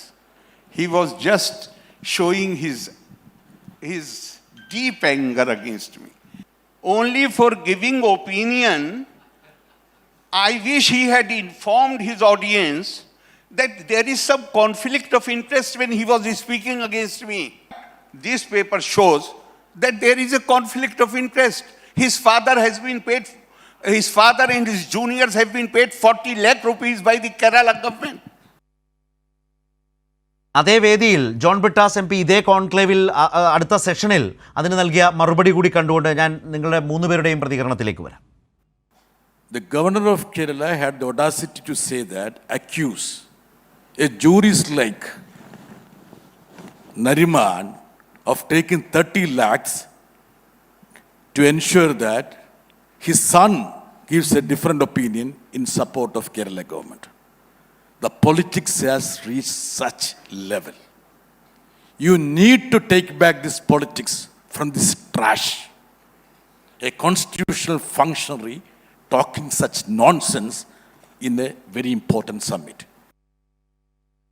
ഒരു ശുദ്ധ അസംബന്ധമാണ് ഭരണഘടനാ പദവിയിലിരിക്കുന്ന governor പദവിയിലിരിക്കുന്ന Arif Muhammad Khan ഇക്കാര്യത്തിൽ ആ കോൺക്ലേവിൽ പറഞ്ഞത് എന്ന ശക്തമായ മറുപടി കൂടിയാണ് അതേ കോൺക്ലേവിൽ ജോൺ ബ്രിട്ടാസ് MPയുടെ ഭാഗത്ത് നിന്ന് വന്നത്.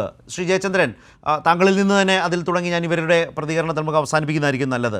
ഫാലിയസ് നരിമാൻ, രാജ്യം ഏറ്റവും അധികം ആദരിക്കുന്ന നിയമ വിദഗ്ധൻ, ഇതേ ഗവർണർ വർഷങ്ങളോളം ഈ നിയമസഭ പാസാക്കിയ ബില്ലുകൾ അംഗീകരിക്കാതെ പാസ്സാക്കാതെ എന്താ പറയുക രാജ്ഭവനിൽ പൂട്ടിവെച്ച ഘട്ടത്തിലാണ് ഇതുമായി ബന്ധപ്പെട്ട നിയമ നടപടികളിലേക്ക് സംസ്ഥാന സർക്കാരിന് പോകേണ്ടി വന്നത്. സ്വാഭാവികമായും ഗൗരവമായ പ്രശ്നമാണ്.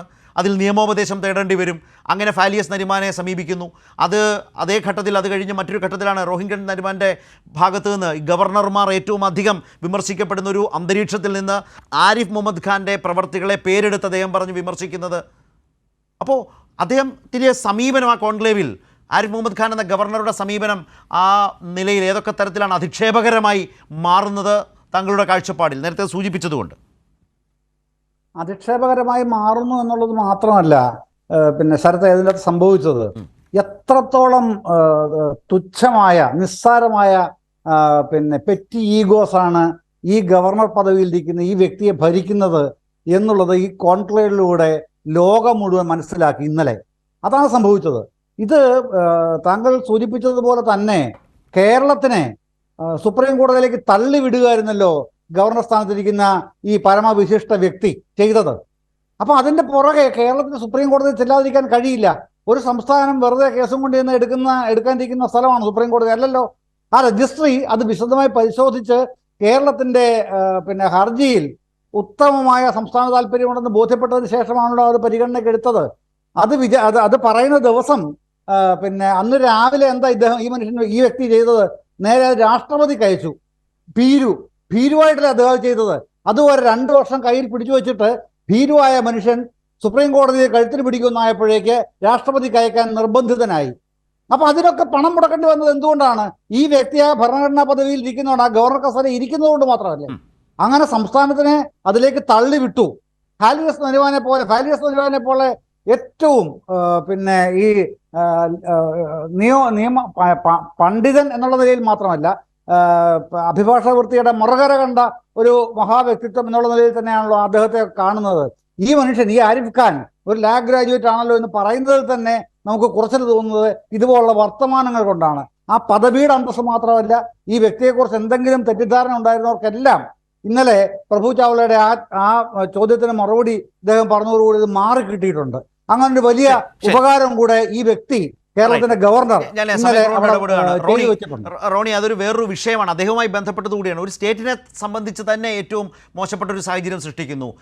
ഫാലിയസ് നരിമാനെ ഏറ്റവും അധികം ആക്ഷേപിക്കുന്നു. അദ്ദേഹം നിയമോപദേശം നൽകിയതിന് ഫീസ് വാങ്ങുന്നു. അതുകൊണ്ടാണ് അദ്ദേഹത്തിൻ്റെ മകൻ റോഹിങ്ടൺ നരിമാൻ അതുപോലെ തന്നെ ഏറ്റവും അധികം ബഹുമാനിക്കുന്ന മറ്റൊരു വ്യക്തിത്വം വളരെ ശക്തമായ വിമർശനം ആരിഫ് മുഹമ്മദ് ഖാനെതിരെ നടത്തിയത് എന്ന തരത്തിലാണ് അദ്ദേഹം പരസ്യമായി ഒരു ആക്ഷേപം ഉന്നയിച്ചത്. സുപ്രീം കോടതി തന്നെ എന്താണ് ആ കേസുമായി ബന്ധപ്പെട്ട് പറഞ്ഞതെന്നൊക്കെ നമ്മുടെ മുമ്പിലുണ്ട്. എന്ത് തരത്തിലാണ് ഇദ്ദേഹം പെരുമാറിക്കൊണ്ടിരിക്കുന്നത് എന്നതിൻ്റെ ഒരു സവിശേഷ ഉദാഹരണമായി ഈ വിഷയം മാറുന്നുണ്ടോ? ഒരു ക്യുക്ക് മറുപടി ചെറുതായി. ഞാൻ വളരെ കൃത്യമായി പറഞ്ഞുകൊള്ളട്ടെ. ആ ഒരൊറ്റ പ്രസ്താവനയുടെ പേരിൽ ഈ ഭരണഘടനാപരമായ പദവിയിൽ ഇരിക്കാനുള്ള എല്ലാ ധാർമ്മികമായ അവകാശവും ഈ ഗവർണർക്ക് നഷ്ടപ്പെട്ടിരിക്കുക. ഇതിന്റെ ഉറച്ച നിലപാടെടുക്കുന്ന സംസ്ഥാന ഗവൺമെന്റ് നാളെ അല്ലെങ്കിൽ ഇന്ന് നിയമസഭ തുടങ്ങിക്കഴിഞ്ഞു. നിയമസഭയിൽ പ്രമേയം കൊണ്ടുവരിക, ഈ ഗവർണറെ തിരിച്ചു വിളിക്കണം എന്ന് ആവശ്യപ്പെട്ടുകൊണ്ട് പ്രതിപക്ഷം പിന്തുണയ്ക്കാം. ഞാൻ ഈ പ്ലാറ്റ്ഫോമിൽ നിന്നുകൊണ്ട് KPCCയിലെ വക്താവ് എന്ന നിലയിൽ ഞാൻ പറയുക, ഞങ്ങൾ നിങ്ങൾക്കൊപ്പം നിൽക്കാം. ഈ ഗവർണറെ ഈ സ്ഥാനത്ത് നീക്കുവാനുള്ള ഇതിന്റെ അപ്പുറം ഒരു അവസരം നമുക്ക് നമ്മുടെ മുമ്പിലില്ല. പക്ഷെ നമ്മൾ അതിനുള്ള നടപടികൾ ഉണ്ടാകണം എന്നാണ് എനിക്ക് വളരെ കൃത്യമായി ഇതിൽ പറയാനുള്ളത്. അങ്ങനെ നടപടി ഉണ്ടാകുന്നില്ലെങ്കിൽ വീണ്ടും ഈ അന്തർധാര ഇവിടെ ചോദ്യം ചെയ്യപ്പെടും എന്നുകൂടി ഞാൻ പറയാൻ. ശ്രീ ചിത്തരഞ്ജൻ മറുപടി.